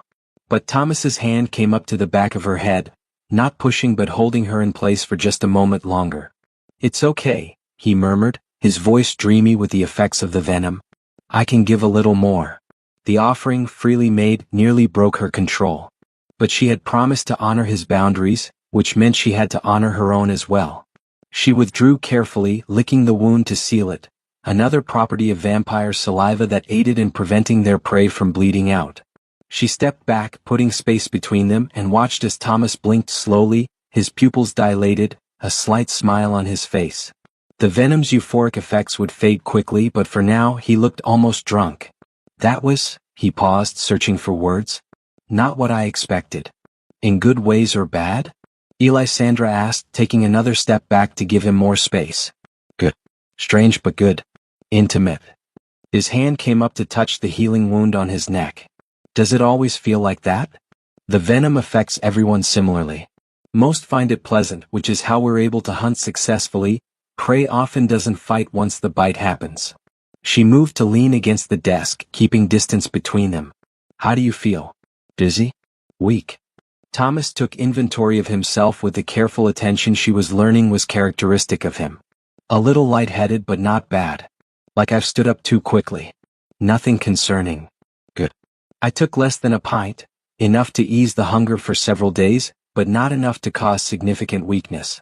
You'll be tired tomorrow, should rest and eat plenty of red meat to help rebuild what you've lost. But there shouldn't be lasting effects. They were both silent for a moment, processing what had just happened. Then Thomas spoke, his voice serious despite the lingering venom effects. How was it for you? Did it help? The question demonstrated such care, such consideration for her experience, that Elisandra felt something shift in her chest. Yes. The hunger is much quieter now. Controlled. I feel, she paused, searching for the right words. I feel like myself again. Clear-headed. Thank you. You don't need to thank me. This was an agreement, remember? Mutual benefit. Perhaps. But I still appreciate what you've given me. What you've trusted me with. She moved closer again, but slowly, non-threateningly. May I check the wound? Make sure it's healing properly? Thomas tilted his head, exposing his neck in a gesture of trust that made her throat tight. She examined the bite marks carefully, 2 small punctures, already closing, minimal bruising. Her saliva had done its work well. Without thinking, she placed her hand against his cheek, a gesture of comfort and gratitude. He leaned into the touch, his eyes closing briefly. This is strange, he murmured. I should be traumatized. I just let a vampire drink my blood. But I feel peaceful. Connected. The venom, she began, but he shook his head. It's not just the venom. It's knowing that we did this together with respect and care. That you kept your promises.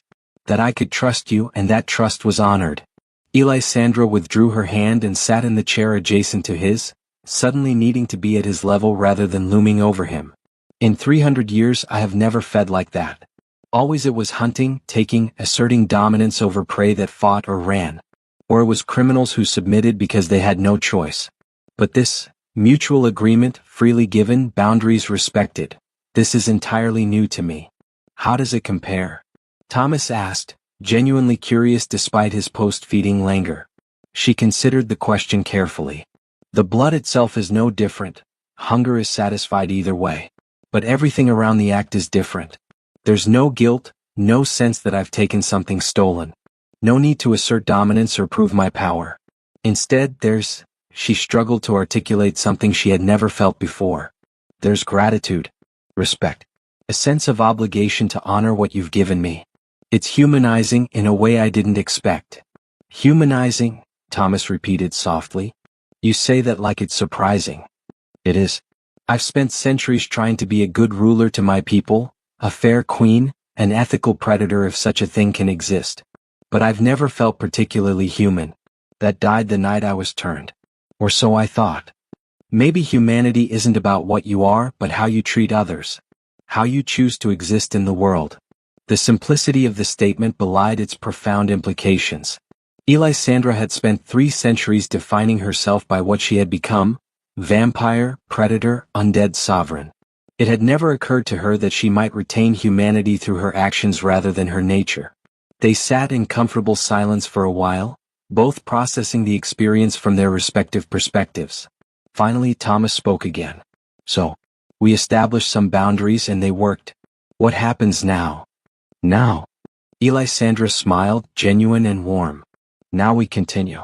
I can probably go 4 or 5 days before the hunger builds significantly again. When it does, we repeat this, refine what works, adjust what doesn't. Over time we'll develop a rhythm. A sustainable pattern. And between feedings? What do we do? Whatever we wish. She gestured around the library. You're welcome to continue exploring the castle, the grounds, the library. If you'd like to work, I understand skilled hands grow restless without purpose. There's a workshop in the lower levels that hasn't been used in decades. Tools, wood, everything you'd need. Thomas's eyes lit up at the mention of a workshop. Truly? I'd love that. My hands do get restless. Then it's yours to use as you see fit. She paused, then added carefully, and in the evenings, if you're willing, I would enjoy continuing our conversations. It's been refreshing to talk with someone who sees me as a person rather than just a queen or a monster. I'd like that very much, Thomas said warmly. Then, with a slight smile, though I should probably eat something before the lightheadedness gets worse. Lady Morgana mentioned something about iron-rich foods. Elisandra stood, offering her hand to help him up. He took it without hesitation, and she carefully pulled him to his feet, monitoring to make sure he was steady. Come. We'll get you fed and I'll show you to the workshop tomorrow evening. For now, you need rest and sustenance. As they left the library together, walking side by side through the moonlit corridors, Elisandra marveled at the strangeness of the situation. 4 days ago, she had been on the verge of madness, consumed by hunger she couldn't control. Now, she walked beside a human who had seen her at her worst and chosen to stay. Who had given his blood freely and established boundaries that honored them both. Who had, somehow, made the unbearable burden of her existence feel manageable. At the door to his chambers, Thomas paused. Elisandra? Thank you for keeping your promises. For being controlled enough to stop when you needed to. I know it wasn't easy. Easier than you might think, she admitted. Knowing that you trusted me made me want to be worthy of that trust. It's a strange motivation for a vampire, but effective nonetheless. He smiled and took her hand briefly, squeezing it in farewell. Until tomorrow evening, then. Until tomorrow. As his door closed behind him, Elisandra stood in the corridor for a long moment, her hand still tingling from his touch. The castle around her, which had felt like a prison during her desperate weeks of hunger, now felt different. Not quite like home, she wasn't sure she'd ever felt truly at home here, but like a place where something important was happening. Where change was possible, even for an immortal who had thought herself beyond changing. She made her way back to her own chambers and stood at the window looking out at the night. Her realm stretched before her, peaceful under starlight, the forests and fields she had protected for centuries. She had built her reign on careful control, on being the ethical monster, on proving that vampires could be more than mindless predators. But until Thomas had arrived, she had never considered that being more than a monster might mean allowing herself to need someone. To accept help. To build something like partnership with a human rather than simply ruling over them. It was terrifying. It was hope. And for the first time in longer than she could remember, she found herself looking forward to tomorrow night. The days that followed established a rhythm that neither Elisandra nor Thomas had anticipated but both came to cherish. Thomas spent his mornings and afternoons in the workshop Elisandra had shown him. A spacious room in the castle's lower levels, dust-covered but equipped with tools that, while old, were of exceptional quality. He cleaned and sharpened them, set up a proper workspace, and began crafting pieces that served no immediate purpose beyond the joy of creation. A jewelry box with intricate inlay work. A set of bookends carved with forest motifs. A small table with legs that curved like water frozen in motion. Lady Morgana and Lord Vesper would occasionally visit him during daylight hours, curious about this human who had so affected their queen. They found him refreshingly unpretentious, willing to discuss everything from philosophy to the proper seasoning of venison stew. Gradually, the castle's residents began to regard Thomas not as prey or even as a peculiar pet, but as a person, a distinction that surprised all of them. The evenings belonged to Elisandra and Thomas together. Sometimes in the library, sometimes in the castle's various rooms, once even in the gardens under moonlight, where Thomas taught her to identify trees by bark texture since she could no longer see them in sunlight. They talked endlessly, About history, about humanity, about the peculiar isolation of immortality and the equally peculiar limits of mortal life. Every 4 or 5 days, when Elisandra felt the hunger building, they enacted their careful ritual. She would inform him directly, no dancing around the subject. They would meet in the library. The feeding would proceed with full awareness and respect for the boundaries they had established. And afterward, they would talk about the experience, gradually refining the process until it felt less like a transaction and more like a strange but comfortable intimacy. One evening, nearly 3 weeks into Thomas's residence at Castle Nocturne, they sat in the library as usual. Thomas had been reading a collection of poetry from a century prior, occasionally reading passages aloud, while Elisandra worked on correspondence, her hand moving with preternatural speed across parchment as she addressed various administrative concerns. "Listen to this," Thomas said and read. "In darkness dwells not only fear, but possibility unbound. For sight deceived by light so clear, may find in shadow truth profound." He looked up. "Do you think that's true? That darkness reveals truth rather than hiding it?" Elisandra set down her quill, considering. "Poetic sentiment aside, I think darkness is simply different. Not better or worse than light, just different. It reveals some things while obscuring others, just as light does." She paused. "Why do you ask?" "Because I've been thinking about my time here. About you.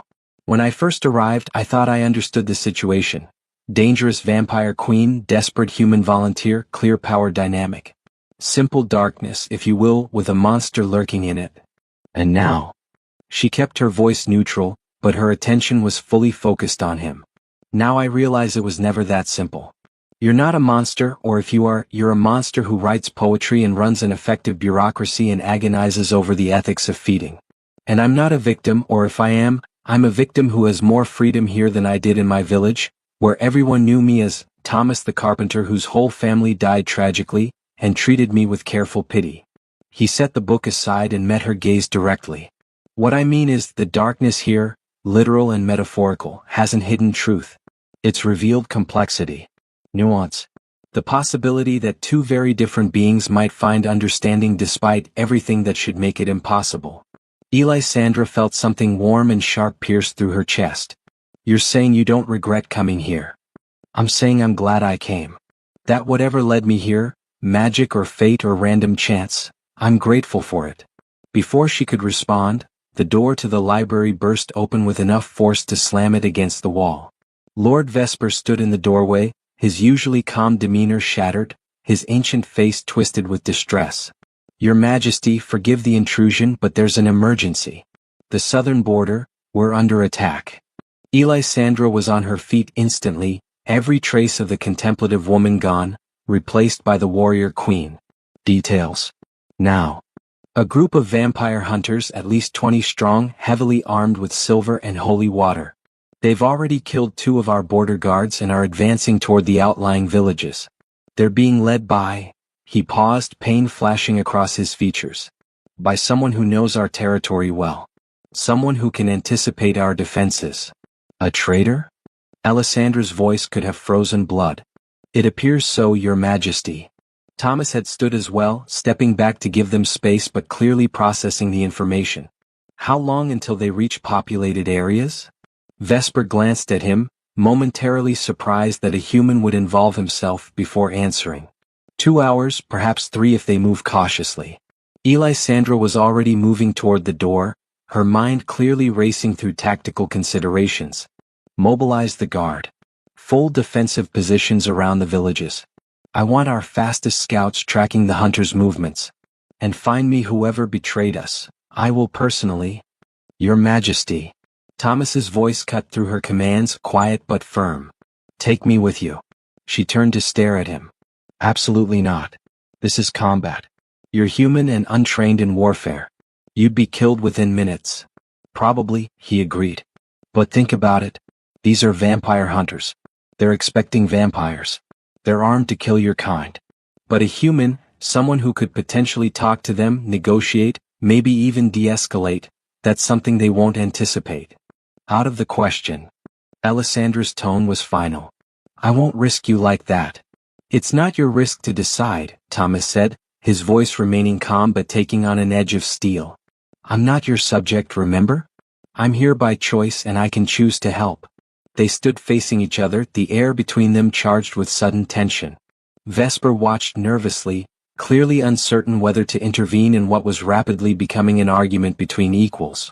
If you die, Elisandra said, her voice dropping to barely above a whisper, if they kill you because you walked into a battle trying to negotiate, I will never forgive myself. And if your people die because there was a chance at peace that nobody took, how will you feel? Thomas countered. You told me you spent 3 centuries trying to be an ethical ruler. Doesn't ethics demand trying every option before violence? These are vampire hunters. They don't want to negotiate. They want us dead. Maybe. But what if they're wrong about you? What if they're operating on old stories and assumptions, the same way I was before I came here? Thomas moved closer, his expression earnest. What if someone could show them that the Crimson Sovereign isn't the monster they think she is? I am a monster, Elisandra said flatly. Don't romanticize what I am because we've found an arrangement that works. You're a person who happens to be a vampire, Thomas corrected. There's a difference. The argument was interrupted by a commotion in the hallway. Lady Morgana appeared, half dragging, half carrying a wounded vampire, one of the border guards, by his uniform. His left arm was badly burned, the unmistakable mark of holy water, and he was bleeding from multiple wounds. Your Majesty, he gasped as Morgana lowered him carefully to the floor. The hunters, they have something. A weapon. It's not silver or holy water. He convulsed, crying out in pain. It burns like sunlight. Concentrated sunlight. They're using it too. Another spasm cut off his words. Elisandra knelt beside him, her face a mask of controlled fury. How many have they killed with this weapon? 3. 4. I don't know. We're falling back, but they're pushing hard. They want to reach the castle before dawn. They want to trap me here, Elisandra said, understanding flashing across her features. Attack at night, drive us back to the castle, then at dawn when I'm weakest, when I have to retreat from the sun, they assault the castle itself. She looked up at Vesper. Clever. Someone has taught them our tactics very well indeed. Thomas knelt on the wounded vampire's other side, his face grave. A weapon that mimics sunlight. That's not standard vampire hunter equipment. That's something new. Something dangerous. Which is exactly why you shouldn't come, Elisandra said, turning her attention back to him. This isn't the time for negotiation. This is survival. Your Majesty, the wounded guard gasped, grabbing her wrist with his good hand. The humans in the border village. The mortal families who live there. The hunters are driving them ahead, using them as shields. If we attack to defend ourselves, we risk killing innocents. Alisandra's expression cracked, showing the anguish beneath the tactical facade. Her rule had been built on protecting all her subjects, vampire and human alike. The villages within her territory paid taxes and in return received protection and fair governance. The humans living there had chosen to remain under vampire rule because life was safer and more prosperous than in the surrounding kingdoms. They're using your own ethics against you, Thomas said quietly. They know you won't attack if it means killing innocents. So they've made it impossible for you to defend yourself without compromising everything you've built. Elisandra stood, her movements sharp with barely contained violence. Then we need to find another way. Vesper, Let me go ahead, Thomas interrupted. Alone. Before you and your forces arrive. Everyone turned to stare at him. Hear me out, he continued quickly. I'm human. I'm not a vampire's thrall. Anyone with basic magical sense could confirm that. I'm just a carpenter from a northern village who happens to be staying at your castle. I can approach them human to human and buy you time. Maybe I can get them to release the hostages. Maybe I can slow their advance. At minimum, I can learn more about this sunlight weapon and who's leading them. And at maximum, they could kill you on sight for fraternizing with vampires, Elisandra said harshly. Have you considered that? Of course I have. But I've also considered what happens if we do nothing. Your people die. Innocent villagers die. And you're forced into a position where you either compromise your ethics or lose territory, maybe lose everything you've built. Thomas met her gaze steadily. You asked me once why I volunteered. This is why. Not just to feed you but to help. Let me help. The silence stretched, taut as a drawn bowstring. Finally Lord Vesper spoke, his voice careful. Your Majesty, strategically speaking, the idea has merit. A human negotiator buys us time to evacuate civilians and establish better defensive positions. And if the hunters are operating on assumptions about vampires, seeing a free human vouching for your rule might complicate their narrative. Or get him killed, Elisandra said bitterly. But Thomas could see her mind working, considering possibilities, weighing outcomes. She had not survived 3 centuries by being inflexible. Give me 1 hour, Thomas said. If I can't make progress in an hour, you come in with full force and do what you must. But give me the chance to try. Elisandra closed her eyes and for a moment she looked truly pained. When she opened them, they glowed with crimson intensity, but there was something else there too. Fear. Not for herself but for him. If you die doing this, she said slowly, I will personally hunt down every member of that group and ensure they regret ever hearing the name Nocturne. Do you understand me? I do. And you still want to go? I do. She stared at him for a long moment, and Thomas could see the internal struggle playing across her features. Finally she nodded once, sharp and decisive. Morgana, get him a horse. One of the gentle ones, he's not a trained rider. Vesper, brief him on the terrain and the last known position of the hunters. Thomas? She crossed to him in 2 quick strides and gripped his shoulders. Come back. That's an order. Not your subject, remember? He smiled slightly, trying to ease the tension. Then consider it a request from someone who, she paused, seeming to struggle with words. From someone who has found your company valuable and would greatly regret its absence. It was perhaps the most open emotional statement she had made, and Thomas felt its weight. He covered her hands with his own, squeezing gently. I'll do everything I can to return. I promise. 20 minutes later, Thomas found himself on horseback for only the 3rd time in his life, cantering toward what was quite possibly his death. Lady Morgana had given him quick instruction in basic riding, and the horse, a gentle mare named Moonfall, seemed to sense his inexperience and compensated with steady, measured movements. The night was clear and cold, stars brilliant overhead. In other circumstances, it would have been beautiful. Instead, Thomas's mind raced with possibilities, trying to construct approaches and arguments that might convince vampire hunters not to attack. He thought about the past 3 weeks, about the strange companionship he had built with Elisandra, about feeding sessions that had become almost meditative in their careful ritual, about conversations in the library ranging from profound to pleasantly mundane, about the way she smiled when something genuinely amused her, a real smile so different from the courtly expressions she wore like armor. He thought about her pain, about the loneliness of immortality, about the constant struggle to be more than what her nature demanded. And he thought about how many other vampires in her realm might be similar, people trapped in monstrous forms trying to find ethical ways to exist. If he died tonight, that would be sad. But if he could prevent a slaughter on both sides, if he could prove that understanding was possible even between humans and vampires, then maybe his grandmother's lessons about kindness and compassion would mean something beyond comfortable platitudes. He rode on through the darkness, toward uncertain confrontation, carrying hope as his only weapon. Behind him, at Castle Nocturne, Elisandra stood at the ramparts watching him disappear into the night. Her hands gripped the stone with force enough to crack it. Beside her, Vesper waited silently. I should not have let him go, she said quietly. Perhaps. But you did because he was right. Because ethics demanded it. Because you trusted him to make his own choice. Vesper paused. Because you care what happens to him. Elisandra didn't respond, but her expression was answer enough. She had spent 3 centuries carefully not caring, not allowing attachment, maintaining the distance necessary for a predator to rule over prey. But Thomas had somehow slipped past her defenses, not through manipulation or seduction, but through simple, honest care. If he died, a part of her would die with him. And she would rain such devastation upon his killers that the world would remember why the Crimson Sovereign was feared. But more than that, she would mourn. For the first time in 300 years, she would genuinely mourn a loss. Come back, she whispered to the night. Please come back. And in the darkness, stars looked down on a vampire learning to hope and a human riding toward danger for the sake of understanding. The outcome remained unwritten, balanced on the edge of a blade. Thomas reached the contested borderlands as the moon reached its zenith. The forest here was old and dense, the kind of wilderness that existed before humans had tamed most of the land.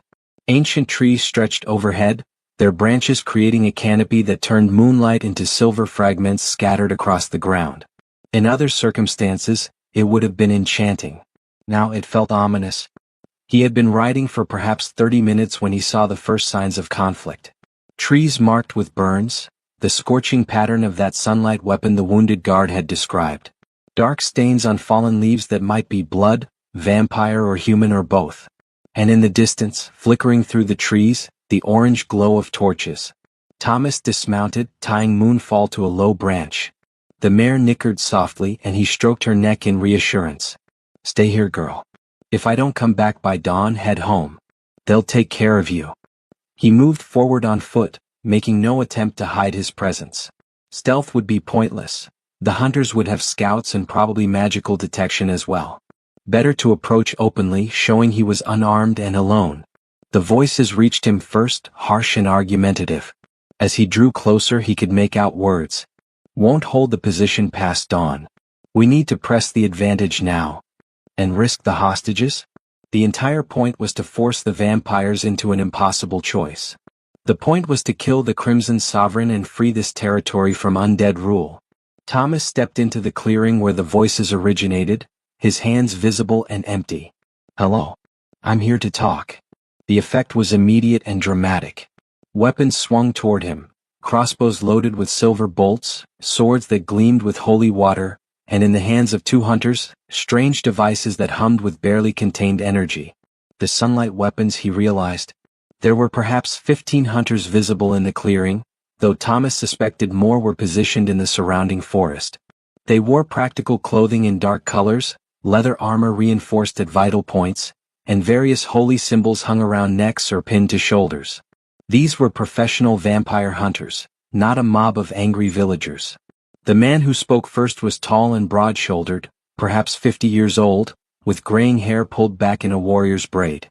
His face was weathered and scarred, the look of someone who had fought hard battles and survived. A silver cross hung prominently on his chest. "Who in the hells are you?" he demanded. "My name is Thomas Ashwood. I'm a carpenter from the Northern Territories. And I'm currently a guest at Castle Nocturne." Thomas kept his voice calm and level, the tone he would use to discuss furniture orders with a difficult customer. "A thrall?" someone spat from the back.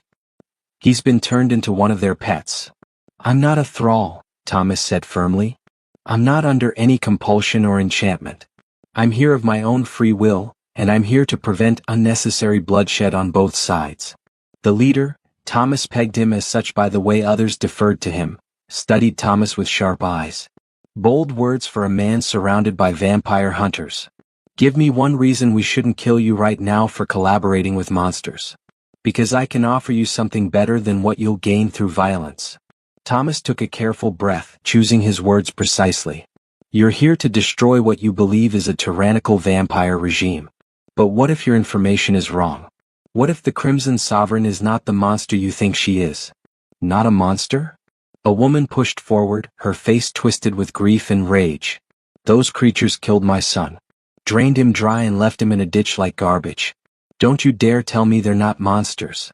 Thomas felt the pain in her words, recognized it as genuine. "I'm sorry for your loss. Truly. Was it Queen Elissandra's people who killed him?" "It was a vampire," she shouted. "What difference does it make which one?" "All the difference," Thomas said quietly. "If a human murdered your son, would you hold every human equally guilty? Would you call for the extermination of all humanity? That's different. Is it?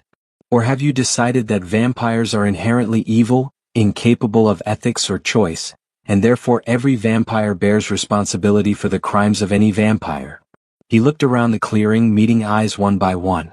"I'm not asking you to trust vampires. I'm asking you to consider that, like humans, they might be individuals. Some good, some bad, most somewhere in between." The leader raised a hand and the murmuring quieted. "You say you're at Castle Nocturne by choice. What does that mean? Why would any free human choose to live among vampires?" Here was the moment. Thomas could lie, could soften the truth, could present a version of events that made the hunters more sympathetic. But lies would crumble under scrutiny, and he had come here on a foundation of honesty. 3 weeks ago I responded to a summoning ritual, he said clearly. Queen Elisandra was experiencing an uncontrolled hunger that threatened her sanity. The old magic called for someone who could help. I volunteered. I went to Castle Nocturne knowing I might die. And let me guess, the leader said with heavy sarcasm. She revealed herself to be a misunderstood gentle soul, and you became friends? No, Thomas said. She nearly killed me.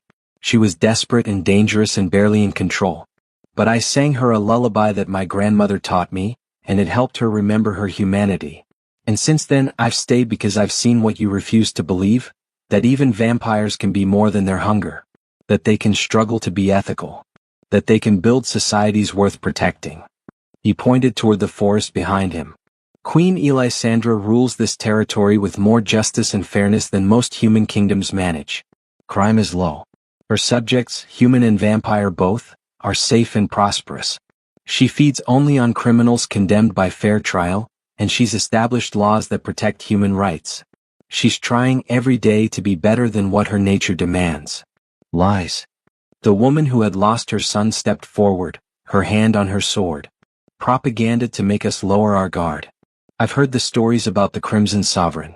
The villages she destroyed. The people she slaughtered. Stories from 300 years ago, Thomas countered. From when she was newly turned and hadn't yet learned control. Yes, she did terrible things. She doesn't deny that.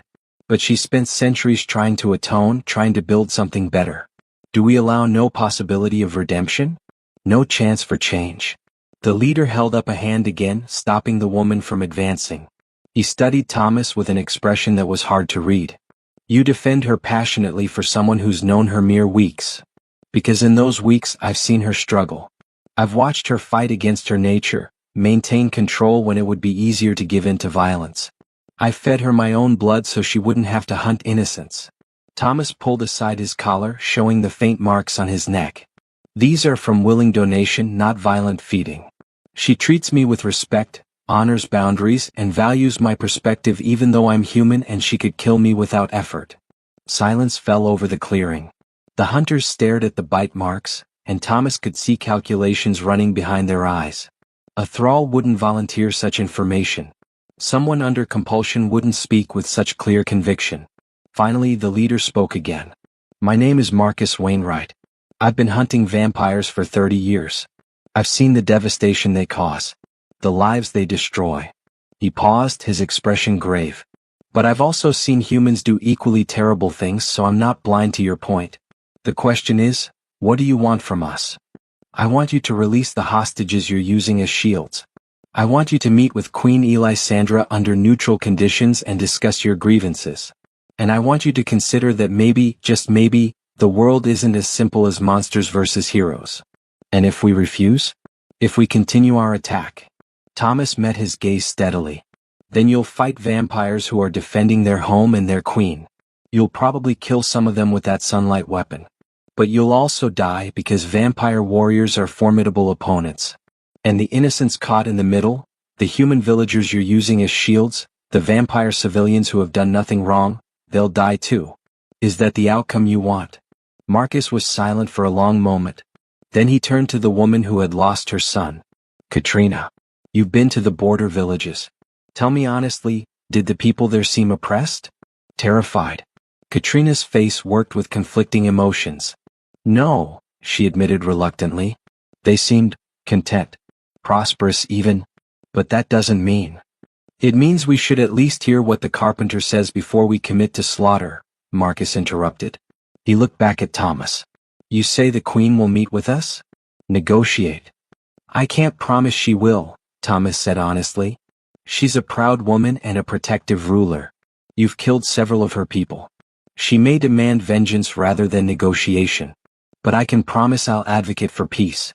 And I can promise that if you release the hostages and agree to talk, she's more likely to listen. We release our leverage and walk into a vampire stronghold? That's suicide. Then meet in neutral ground. The old standing stones a mile north of here, they're on unclaimed territory. Bring whatever protection you think necessary. But come willing to talk, not just to fight. Marcus looked around at his people, reading their expressions. Thomas could see the internal debate playing out. They had come for violence, geared for battle. Peace was not what they had prepared for. "I need to discuss this with my second," Marcus finally said. "You'll wait here." He gestured to two hunters who moved to flank Thomas, not threatening but definitely guarding. Then Marcus and several others withdrew to the far side of the clearing, speaking in low, urgent tones. Katrina approached Thomas, her expression still hostile but slightly less murderous. "My son's name was David. He was 17. He went into the forest one night and never came back. We found his body 3 days later." "I'm sorry," Thomas said, meaning it. Was it in Queen Alessandra's territory? The border. Could have been hers, could have been unclaimed lands. Katrina's voice cracked. "He was just a boy. He deserved a full life." "He did," Thomas agreed. "And whoever killed him, if they're under Queen Alessandra's rule and she learns their identity, she'll execute them. She doesn't tolerate murder of innocents." "You believe that?" "I've seen her execute vampires for lesser crimes. She's harsh, Katrina. Maybe too harsh. But she's not unjust." They stood in uncomfortable silence until Marcus returned. His expression was carefully neutral, which Thomas took as a potentially good sign. "Here's what we'll do," Marcus said. "We'll release half the hostages now as a show of good faith. The others we'll bring to the Standing Stones. We'll meet there at first light. Gives us enough time to scout the position and prepare, but also puts vampires at a disadvantage since they're weakened by day." "That won't work," Thomas said immediately. "Queen Alessandra can't travel in daylight. The sun would kill her." "Exactly. Which means we meet with her council while she remains safely in her castle, unable to threaten us directly." Thomas shook his head. "If you want real negotiation, you need to meet with her directly. Which means dusk, not dawn. Dusk gives vampires full power." "Yes. And choosing that anyway shows you're willing to trust her restraint. Shows you believe what I've said about her trying to be ethical." Thomas leaned forward slightly. "You're asking for good faith. She's entitled to the same." Marcus's jaw worked as he considered this. Finally he nodded. "Dusk tomorrow. The Standing Stones. She comes with no more than 5 guards. We'll have double that number, but no sunlight weapons deployed unless she proves hostile. I'll convey the terms." Thomas felt relief flood through him. It wasn't perfect, but it was a chance. A real chance at preventing slaughter. "One more thing," Marcus added. "You stay with us until the meeting. Insurance that this isn't a trap." Thomas had expected something like this. "I understand. But I need to send word to Castle Nocturne about the meeting. Otherwise they'll assume I'm dead and attack. Write a message. We'll have it delivered by one of the released hostages." Thomas accepted parchment and ink from one of the hunters and carefully composed a message to Alessandra. He explained the terms of the negotiation, emphasized the genuine willingness of at least some hunters to consider peace, and added a personal note at the end. "I'm unharmed and hopeful. Trust me and trust yourself. You can do this." As the hostage was released with the message, Thomas found himself sitting by the hunter's fire, surrounded by people who had been ready to kill him an hour before. The irony wasn't lost on him. "You're either very brave or very foolish," Marcus said, settling beside him. "My grandmother would say those are often the same thing," Thomas replied. "The woman who taught you the lullaby? You heard about that? You mentioned it. That you sang to calm a raging vampire." Marcus shook his head in wonder. "That's not in any hunter's manual. Because most hunters see vampires as monsters to be destroyed, not people in pain who might respond to kindness." Thomas poked at the fire with a stick. "Don't misunderstand, I'm not saying all vampires are redeemable. Some are truly lost to bloodlust. But some, like Queen Alessandra, are trying desperately to retain their humanity. Shouldn't we honor that effort?" 30 years, Marcus said quietly. 30 years hunting vampires, and you're the first person who's made me question whether I've been fighting the right fight. "I don't think you've been fighting the wrong fight," Thomas said carefully. "Evil vampires exist. They kill innocents. They need to be stopped. But maybe the fight should be more nuanced. Maybe it should be about stopping evil, not exterminating a species." They talked long into the night, Thomas and Marcus trading stories and perspectives. Thomas learned about the hunter's life, the villages destroyed, the families torn apart, the genuine horrors committed by vampires without conscience. Marcus learned about Castle Nocturne, the careful rule of law, the protections for human citizens, the vampire who wept over her own monstrous nature and fought daily to be better. By the time pre-dawn gray touched the eastern sky, they hadn't resolved all their differences. But they had reached something more important: mutual respect. Understanding that both of them were trying, in their own ways, to make the world less dark. At Castle Nocturne, Elisandra received Thomas's message with mixed emotions. Relief that he lived. Anxiety about the proposed meeting. And something else. Pride. Pride that this human carpenter had walked into a hostile situation and somehow created the possibility of peace. "It's a trap," Lord Vesper said immediately. "Your Majesty, you cannot seriously consider meeting with vampire hunters." "I am seriously considering it," Elisandra said, reading Thomas's message for the third time. "Because he's right. Ethics demand I try every option before resorting to violence. They'll use the sunlight weapons. They'll kill you. Perhaps. Or perhaps they're as tired of endless conflict as I am." She looked up at her council, gathered in her throne room in the pre-dawn darkness. "How many vampires have we lost to hunters over the years? How many humans have died in retribution? This cycle of violence serves no one." "Your Majesty," Lady Morgana spoke softly. "You trust him? This human?" Elisandra considered the question carefully. "I trust that he believes what he's telling me. That he genuinely thinks peace is possible. Whether that belief is justified," she trailed off, then straightened. "Decision made. I will attend the meeting. Vesper, you and 4 others will accompany me. No aggressive positioning, but be ready to defend if necessary. Morgana, prepare medical supplies. If this goes wrong, we'll have wounded." "And if it goes right?" Morgana asked. "Then perhaps," Elisandra said softly, "we prove that Thomas's faith in both species is justified." The day passed slowly for Thomas, spent in the hunter's camp under watchful but not actively hostile supervision. He dozed fitfully, worried about the coming meeting. So much could go wrong. Elisandra could refuse to honor the terms. The hunters could attack despite their promises. Some vampire or human in either group could let fear or hatred override reason. But he had to believe it was possible. Had to believe that the understanding he and Elisandra had built over weeks could extend outward, could prove that the wall between species was not insurmountable. As the sun began its descent toward the horizon, both groups prepared to travel to the Standing Stones. Thomas rode with the hunters, while messengers reported that vampire forces were moving into position as well. The stage was set. The Standing Stones stood in a cleared area of the forest, ancient megaliths placed by forgotten peoples for forgotten purposes. They formed a rough circle, each stone twice the height of a man, carved with symbols worn smooth by centuries of weather. The space felt sacred somehow, appropriate for what they were attempting. The hunters arrived first, taking positions around the perimeter. Thomas stood near the center with Marcus, both of them tense with anticipation. The hostages were bound loosely nearby. Marcus had agreed to release them as soon as the vampire delegation arrived, another show of good faith. As the last light faded from the sky and true darkness claimed the forest, movement stirred at the northern edge of the stone circle.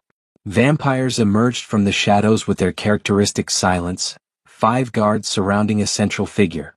Elisandra Nocturne stepped into the circle, and Thomas's breath caught. She had dressed for this meeting with deliberate care. A gown of deep purple that was neither aggressive nor submissive, jewelry that suggested wealth but not ostentation. Her hair was bound in an elaborate braid, her expression carefully neutral. She looked every inch a queen, powerful and controlled. But when her eyes found Thomas across the circle, he saw relief flash across her features, quickly suppressed. He was safe. That mattered to her, perhaps more than she wanted to admit. Marcus stepped forward. "Your Majesty, thank you for coming." "Master Wainwright." Elisandra's voice was cool and professional. "Your message suggested you wished to discuss terms. I'm listening." And there, in the gathering darkness, surrounded by ancient stones and watched by 2 groups of former enemies, the negotiation began. The negotiations were tense, difficult, and frequently on the verge of collapse. Marcus presented grievances, specific instances of vampire attacks on humans, demands for justice, calls for oversight. Elisandra countered with her own list: hunters who had killed vampire civilians, destruction of property, the assumption that all of her kind were guilty by nature. Thomas found himself in the unexpected position of mediator, translating not language but perspective. When Marcus spoke of monsters that must be controlled, Thomas rephrased it as concerns about public safety that require addressing. When Elisandra referred to ignorant human prejudice, he reframed it as historical trauma that has shaped current perceptions. It was exhausting, careful work like walking a tightrope over an abyss. One wrong word could reignite hostilities. But gradually, painfully, progress emerged. The boy David, Elisandra said several hours into the discussion. Katrina's son. I will investigate his death personally. If it was committed by one of mine, they will face execution. You have my word. Katrina, who had been sitting silently among the hunters, looked up with surprise. You would execute your own kind? For killing a human? I would execute my own kind for murder, Elisandra corrected. The species of the victim is irrelevant. Murder is murder, and in my territory, it carries a death sentence. How can we trust that? Marcus asked. How do we know you'll actually follow through? You can witness the investigation, Elisandra said. You can witness the trial if it comes to that. Transparency is not something I typically grant outsiders, but in this case, she glanced at Thomas. I've learned that trust must be earned through demonstration, not demanded through authority. Marcus nodded slowly. And in return you want? I want your people to stop treating all vampires as targets. To recognize that there are laws in my territory, and those who follow them should not be hunted like animals. Alisandra's voice carried steel. I want the sunlight weapons destroyed or surrendered. And I want a formal agreement. A treaty, if you will, that establishes rules of engagement. Clear criteria for what constitutes a legitimate target versus an innocent. You're asking us to distinguish between good and bad vampires. Marcus's tone was skeptical. That's not simple. It's exactly as simple as distinguishing between good and bad humans, Thomas interjected. You don't hold all humans responsible for the crimes of individuals. Extend the same courtesy to vampires. The discussion continued, moving from broad principles to specific terms. Thomas watched Elisandra carefully, noticing how she engaged with the negotiation. She didn't try to dominate or intimidate, didn't fall back on her power as queen. Instead, she listened, considered, and compromised where she could while holding firm on core principles. This was the woman he had come to know over weeks of conversation. Not the desperate creature from their first meeting, but the thoughtful ruler who agonized over ethics and tried every day to be better than her nature demanded. At one point, when the discussion stalled over the question of oversight, Elisandra surprised everyone by suggesting, what if we established a mixed council? Humans and vampires working together to adjudicate disputes and investigate crimes. Both species represented, neither holding absolute power. The proposal was radical enough that both sides fell silent. Marcus recovered first. That would require trust on a level that doesn't currently exist. Then we build it, Elisandra said simply. Slowly, carefully, with transparency and accountability. Or we continue the current cycle of violence and retribution, which serves no one. Thomas saw the moment when Marcus began to truly believe. Not in vampires as a whole, but in this particular vampire who was trying so hard to bridge an impossible divide. If we agree to this, Marcus said slowly, if we establish this council and commit to working together, you understand that it's a risk for both sides? That there will be those among both humans and vampires who see it as betrayal? I understand perfectly. Alisandra's gaze was steady. I'll face opposition from my own kind who believe humans are cattle, not partners. You'll face hunters who think I've seduced you into weakness. But the alternative is endless war. And I'm tired of war. The simple honesty of that statement, the weariness in her voice, seemed to affect the hunters more than any grand declaration could have. This wasn't a monster posturing. This was a person exhausted by centuries of conflict. By the time the moon reached its apex, they had the framework of an agreement. Specific terms would need to be worked out, but the core principles were established. Mutual recognition of sovereignty, joint investigation of disputed incidents, protections for civilians of both species, and the creation of a mixed oversight council. The hostages were released, tearful and grateful. The sunlight weapons were surrendered to Elisandra, who immediately had them destroyed, She wanted no temptation for either side to use such devastating tools. As the two groups prepared to depart, Marcus approached Elisandra directly. "Your Majesty, I want you to know. I came here expecting a monster. I found a ruler trying to do right by her people. That doesn't erase 300 years of history, but it's a start." Elisandra inclined her head in acknowledgement. "And I expected fanatics incapable of reason. I found people with legitimate grievances seeking justice. Perhaps we're both guilty of seeing what we expected rather than what was truly there. Perhaps." Marcus held out his hand, a human gesture of agreement. After a moment's hesitation, Elisandra took it. Her cold hand in his warm one, vampire and hunter shaking on terms of peace. Thomas watched from nearby and felt something tight in his chest ease. It wasn't perfect. There would be setbacks and difficulties. But they had proven something important. That understanding was possible, even across the deepest divides.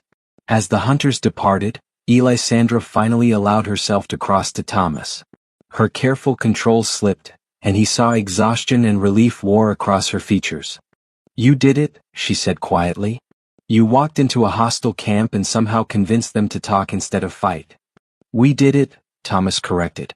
"I started the conversation, but you're the one who gave them reason to believe. Who showed them that change is possible." They stood close together in the shadow of the ancient stones, and for a moment, they were simply two people who had survived something harrowing together. "When I received your message that you were being held by the hunters, that you were unharmed but wouldn't return until after the meeting," Alisandra's voice was rough. "I imagined every possible way it could go wrong. Every outcome where you didn't come back. But I did come back." Thomas reached out and took her hand, that simple gesture of contact that had become familiar between them. "I promised I would, and I keep my promises. You're a remarkable man, Thomas Ashwood. I'm a carpenter who got lucky and happened to have the right song at the right moment." He smiled. "Everything else follows from that." They returned to Castle Nocturne as dawn approached, Elisandra and her guard moving with preternatural speed while Thomas rode Moonfall at a more sedate pace. The castle, which had been on war footing for the past day, gradually relaxed as word spread that peace had been achieved. In her private chambers, Elisandra stood at the window watching the sunrise she could see but never feel. Thomas had gone to rest in his own room, exhausted from 2 days of tension and negotiation. But before he had left, he had promised to join her the following evening to discuss what came next. What came next? Elisandra turned the phrase over in her mind.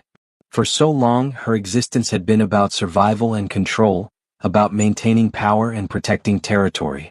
The future had been more of the same, an endless succession of identical nights stretching into infinity. But now things were different. There was the treaty to implement, the mixed council to establish. There would be resistance to overcome, prejudices to break down, trust to build slowly over months and years. And there was Thomas. The human who had volunteered, who had sung her grandmother's lullaby, who had walked into danger to prevent violence. The man who had shown her that even after 300 years she was still capable of change. She thought about his earlier words, about humanity being defined by actions rather than nature. She thought about the feeding sessions, about giving and receiving with respect. She thought about conversations in the library, about learning to see herself through his eyes. Not as a monster but as a person struggling to do right in difficult circumstances. The sun rose higher, and Elisandra retreated from the window, closing the heavy shutters. Day would claim her soon, pulling her into the enforced sleep of her kind. But as she lay down she found herself humming, 4 notes rising, 3 falling, a melody of comfort and memory. A lullaby that connected her to her mortal past.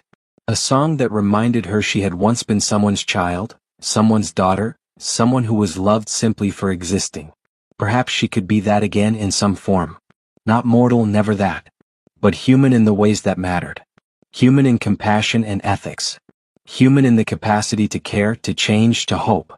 Sleep took her gently, and for the first time in memory she did not dream of blood and darkness. She dreamed of a library full of books, of conversations with a carpenter, of moonlit gardens and the possibility of peace. When evening came, Thomas woke to find a note slipped under his door. Alisandra's elegant handwriting invited him to join her in the gardens after sunset. He washed, dressed, and made his way through the castle's familiar corridors with a sense of anticipation. He found her standing beside a fountain, the water sparkling in moonlight. She had changed from her formal negotiation attire to something simpler, a deep blue dress that made her look younger somehow, less regal and more like an ordinary woman enjoying an evening walk. "Thomas." She smiled, genuine and warm. "Thank you for coming." "Of course. Though I admit curiosity, why the gardens?" "Because I wanted to show you something."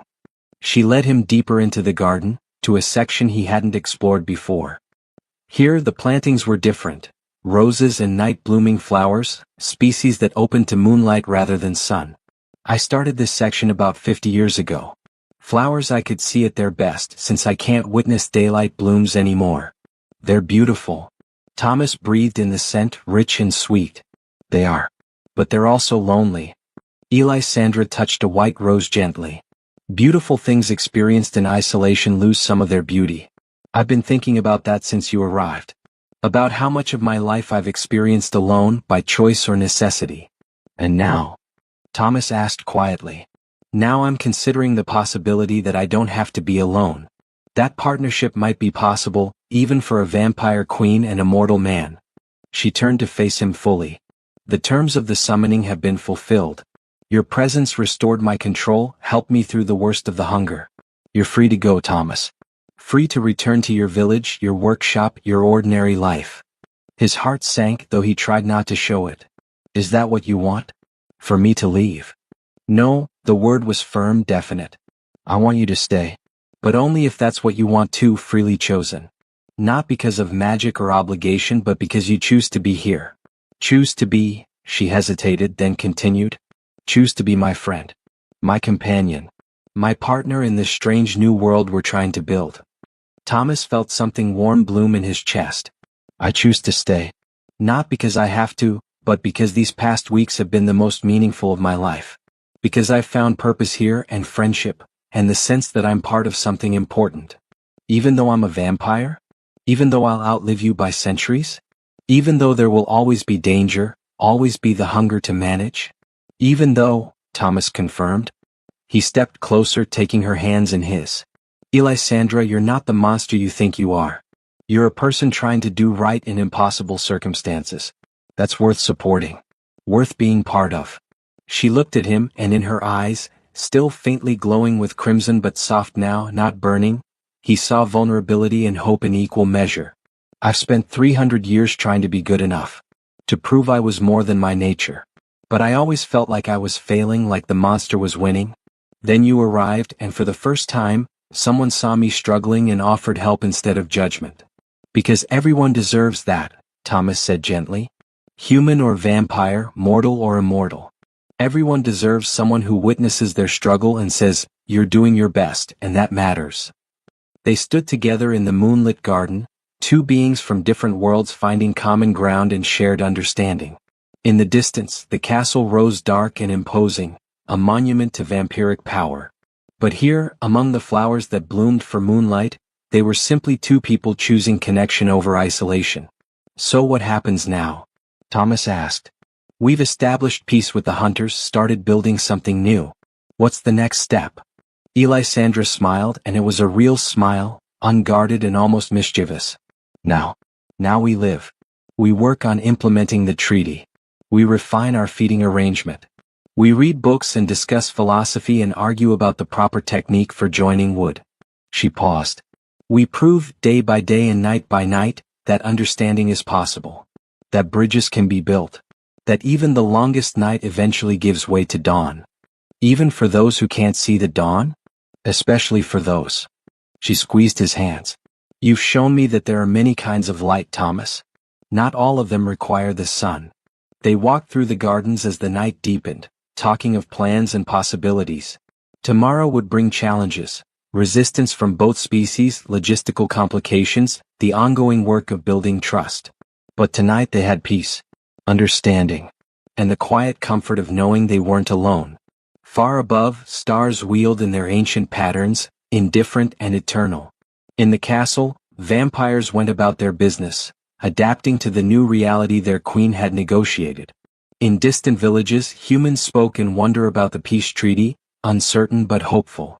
And in the moonlit garden, A vampire queen and a human carpenter walked side by side, proving through their simple companionship that the deepest divides could be bridged with honesty, compassion, and the willingness to see beyond what was to what might be. The vampire queen had been uncontrollable and intimate, driven to the edge of madness by hunger and isolation. But a lullaby had reminded her of her humanity. A carpenter had shown her that being seen fully, monster and woman, powerful and vulnerable, was not weakness but the foundation of genuine connection. And in learning those truths, she had found something more precious than any territory or treasure. Hope for a future where she might finally be free of the loneliness that had defined her immortal existence. The night was long, as all nights were in Castle Nocturne. But it was no longer dark in the way it had been before. Light came in many forms, moonlight and starlight, yes, but also the warm light of understanding, the gentle glow of compassion, and the steady flame of hope that refused to be extinguished. And sometimes that was enough. Sometimes that was everything.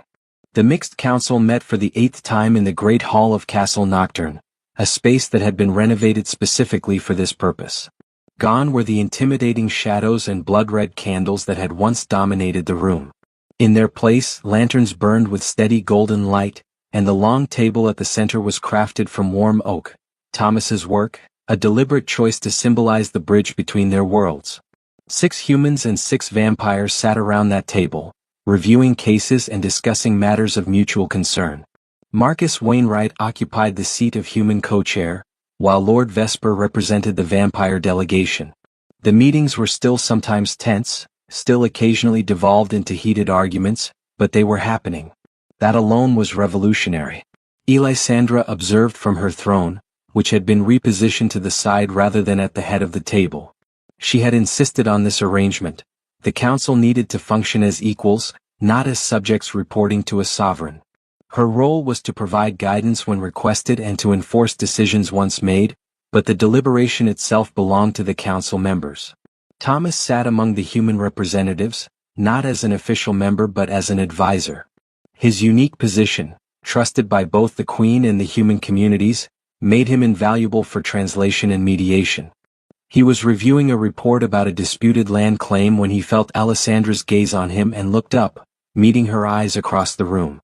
She smiled, subtle and private, meant only for him. 6 months, and that smile still had the power to warm him. The meeting concluded with more agreements than disputes, which Marcus noted with satisfaction. "We're getting better at this," he remarked as the council members gathered their documents. "First few meetings, I wasn't sure we'd make it through without bloodshed. Now we're actually solving problems." "Progress," Vesper agreed, his tone dry but approving. "Novel concept." As the hall emptied, Thomas made his way to Elisandra. She had descended from her throne and stood by one of the windows, looking out at the territory she had ruled alone for so long. "Penny for your thoughts," Thomas said, using one of the colloquial expressions he'd taught her. "I was thinking how strange it is," she replied, "to share power after 3 centuries of absolute authority, and how surprisingly comfortable it feels." "Control doesn't always mean strength," Thomas observed. "Sometimes strength means trusting others to help carry the weight." Wisdom from a carpenter. But she said it fondly, with affection rather than condescension. "Wisdom from my grandmother, actually. I'm just the messenger." They stood together in comfortable silence until Lady Morgana appeared in the doorway, her expression carefully neutral in the way that meant she was suppressing amusement. "Your Majesty, there are visitors. From the Southern Territories. They've heard about the treaty and wish to discuss similar arrangements for their regions." Alessandra's eyebrows rose. "More humans wanting to negotiate with vampires?" "3 delegations actually.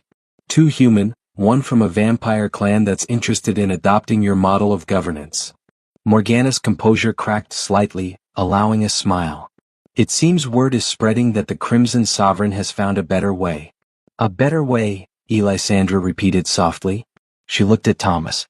"Did you ever imagine, when you rode to answer a summoning 6 months ago, that it would lead to this?" "I imagined I might help one desperate vampire," Thomas admitted. "I never imagined it might help change the relationship between species."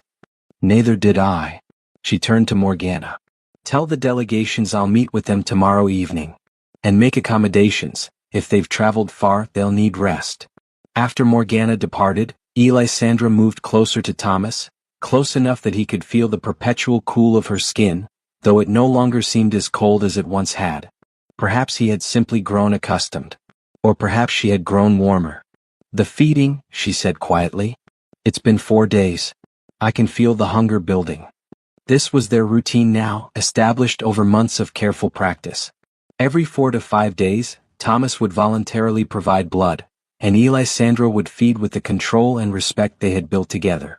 It had become almost intimate in its familiarity, a private ritual that belonged to them alone. "Tonight?" Thomas asked. "If you're willing. I know you've had a long day with the council." "I'm willing." He always was. Not because he had to be, but because this act, this giving and receiving, had become one of the foundations of their relationship. Trust made physical. Care made tangible. They made their way to the library, their usual place for feeding. It had become their sanctuary, the room where they had first truly talked, where understanding had begun to grow. Thomas settled into his customary chair while Elisandra lit candles, more for ambience than necessity. Her eyes saw perfectly well in darkness. "I've been thinking," Thomas said as she approached, "about sustainability, about the future." "In what sense?" She positioned herself carefully, hands on the armrests, her face near his neck. The familiar pose, but not yet touching. "I'm mortal, Elisandra. I'll age. Eventually I'll die. What happens then?" She pulled back slightly, her expression troubled. "I've been trying not to think about that. But we should think about it. Not morbidly, but practically." Thomas reached up and gently touched her face, drawing her attention back to him. "I won't be here forever.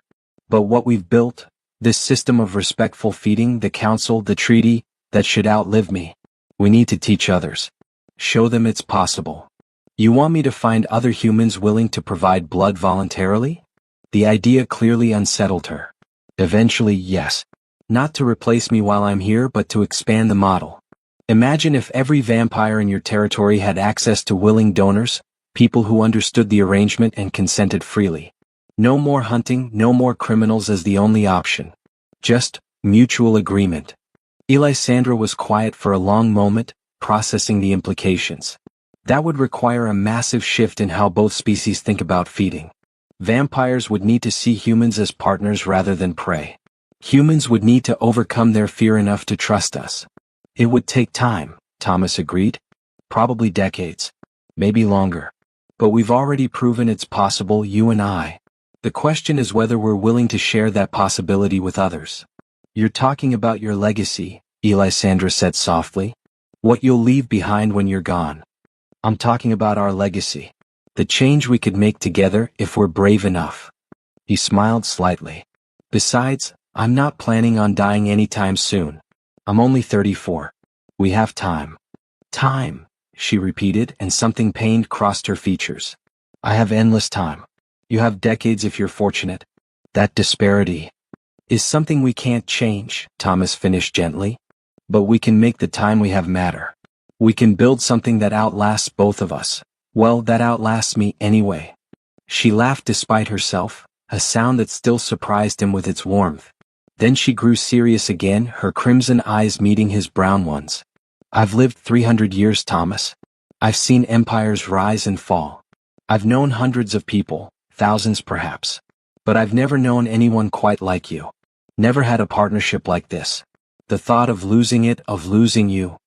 "I know." He did know. He felt the same fear, the awareness that their time together was finite, precious because it was limited. But that's all the more reason to make it count.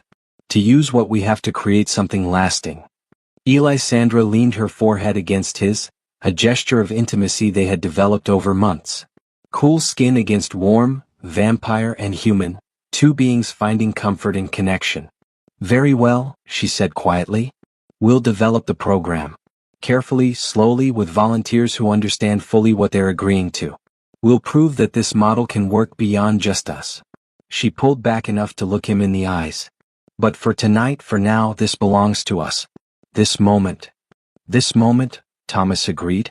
She bit then, the familiar sharp pain followed immediately by the venom's euphoric numbness. Thomas felt his blood flow into her, felt the subtle relaxation in her body as the hunger eased.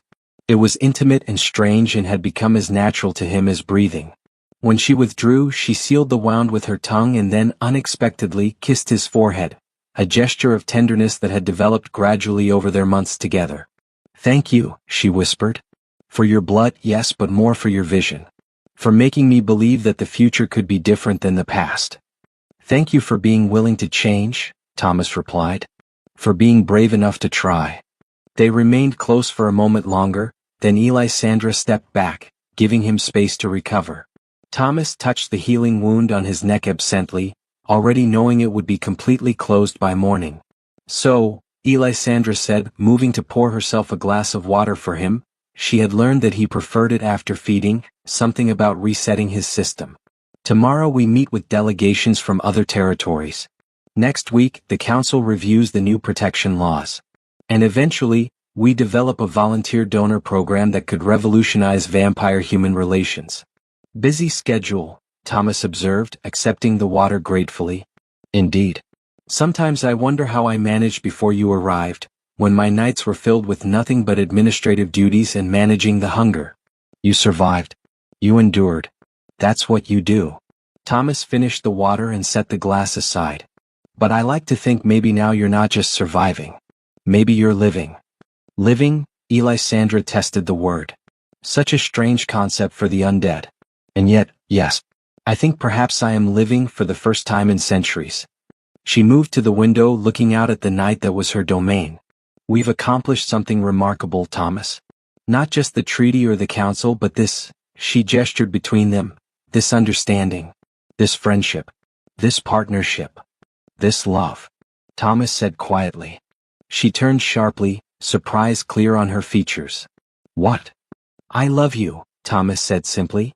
"Not romantically, not in the way of lovers, though there's certainly affection. But I love you the way you love someone who has seen you at your worst and stayed anyway. Someone who challenges you to be better while accepting who you are. Someone who makes existence less lonely." Elisandra stared at him, and he saw her eyes brighten with moisture. Vampires could cry, he had learned. They did it rarely, but they could. "I love you too," she said, her voice rough. "In whatever form this takes, whatever we call it. You gave me back pieces of myself I thought lost forever. You showed me that change was possible. That I could be more than the sum of my hungers and mistakes." She paused, then added with a small smile, "And you make excellent furniture. That table for the council is truly superb craftsmanship."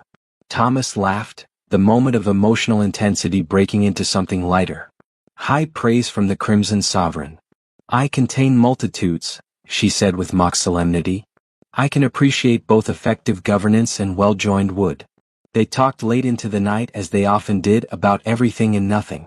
About the delegations arriving tomorrow and the book Thomas was reading, and whether the roses in the garden would bloom more profusely with different soil amendments. Conversation flowing easily between weighty matters and trivial details, the comfortable discourse of people who knew each other deeply. Eventually, Thomas retired to his chambers, which had long since been relocated to a suite adjacent to Elisandra's personal rooms, a deliberate choice that had raised eyebrows among the court but which neither of them cared to explain. He slept soundly, dreamlessly, secure in the knowledge that he was exactly where he belonged. Elisandra remained in the library reading by candlelight, but her mind was only partially on the text before her. She was thinking about Thomas's words, about legacy and the future. About the possibility that what they had built together might spread, might change the fundamental relationship between vampires and humans across territories. It was ambitious, perhaps impossibly so. But 6 months ago the idea of vampire-human cooperation had seemed impossible too, and yet the council functioned. The treaty held. Peace endured. If that was possible, what else might be? She thought about her 300 years of existence, about the long loneliness and the constant struggle to maintain her humanity against the pull of monstrous nature. She had survived, yes, but survival was not the same as living. Thomas had taught her the difference. A soft knock at the library door interrupted her thoughts. Lady Morgana entered, carrying a letter sealed with unfamiliar wax. "This arrived by special courier," Morgana said. "From the Western Kingdoms. It's addressed to you personally, but the courier said it concerns the carpenter who sings to vampires. Word has spread, Your Majesty. Far beyond our borders." Elisandra broke the seal and read quickly. Her expression shifted from curiosity to surprise to something that might have been awe. "What is it?" Morgana asked.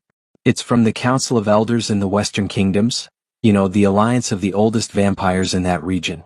They want to meet with Thomas and me. They say," she read from the letter, "we have heard tales of the Crimson Sovereign who remembers her humanity and the human who gave freely what is usually taken by force. If these tales are true, if peace between our kinds is possible, then we must learn. The old ways of blood and darkness have sustained us, but perhaps it is time for a new way." Morgana's eyes widened. "The Council of Elders. Your Majesty, they're legends. Some of them are over 1,000 years old. If they're willing to consider change, then what we've done here matters more than I realized," Elisandra finished. She set the letter down carefully as though it were something fragile and precious. "Thomas spoke of legacy, of building something that outlasts us. I think perhaps we already have. Will you go? Meet with them?" "We will. Thomas and I together." Elisandra smiled, genuine and full of an emotion she hadn't felt in centuries, pride. Not in herself alone, but in what they had accomplished together. After all, he's as much a part of this as I am. More perhaps. Without his willingness to see past the monster to the person, none of this would exist. After Morgana left, Elisandra returned to the window, watching the stars wheel overhead in their eternal dance. Somewhere out there, Thomas slept peacefully. The council members, human and vampire both, rested in their respective homes, preparing for tomorrow's challenges. Delegations traveled through the night, drawn by the possibility of change. And in the Western Kingdoms, ancient vampires who had long since resigned themselves to existence as monsters read letters about a queen who had remembered her humanity and a human who had helped her find it again. The world was changing. Slowly, painfully, with setbacks and difficulties inevitable. But changing nonetheless. Elisandra began to hum very softly. 4 notes rising, 3 falling.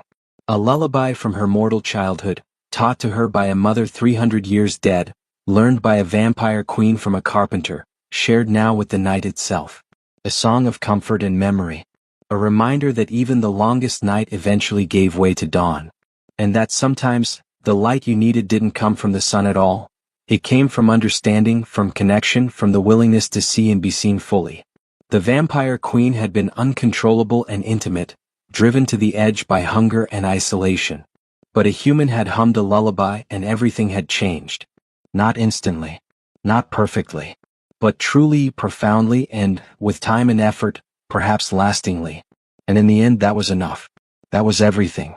The night stretched on as nights do, full of darkness and starlight in equal measure. But it was no longer a night of loneliness and hunger. It was a night of hope.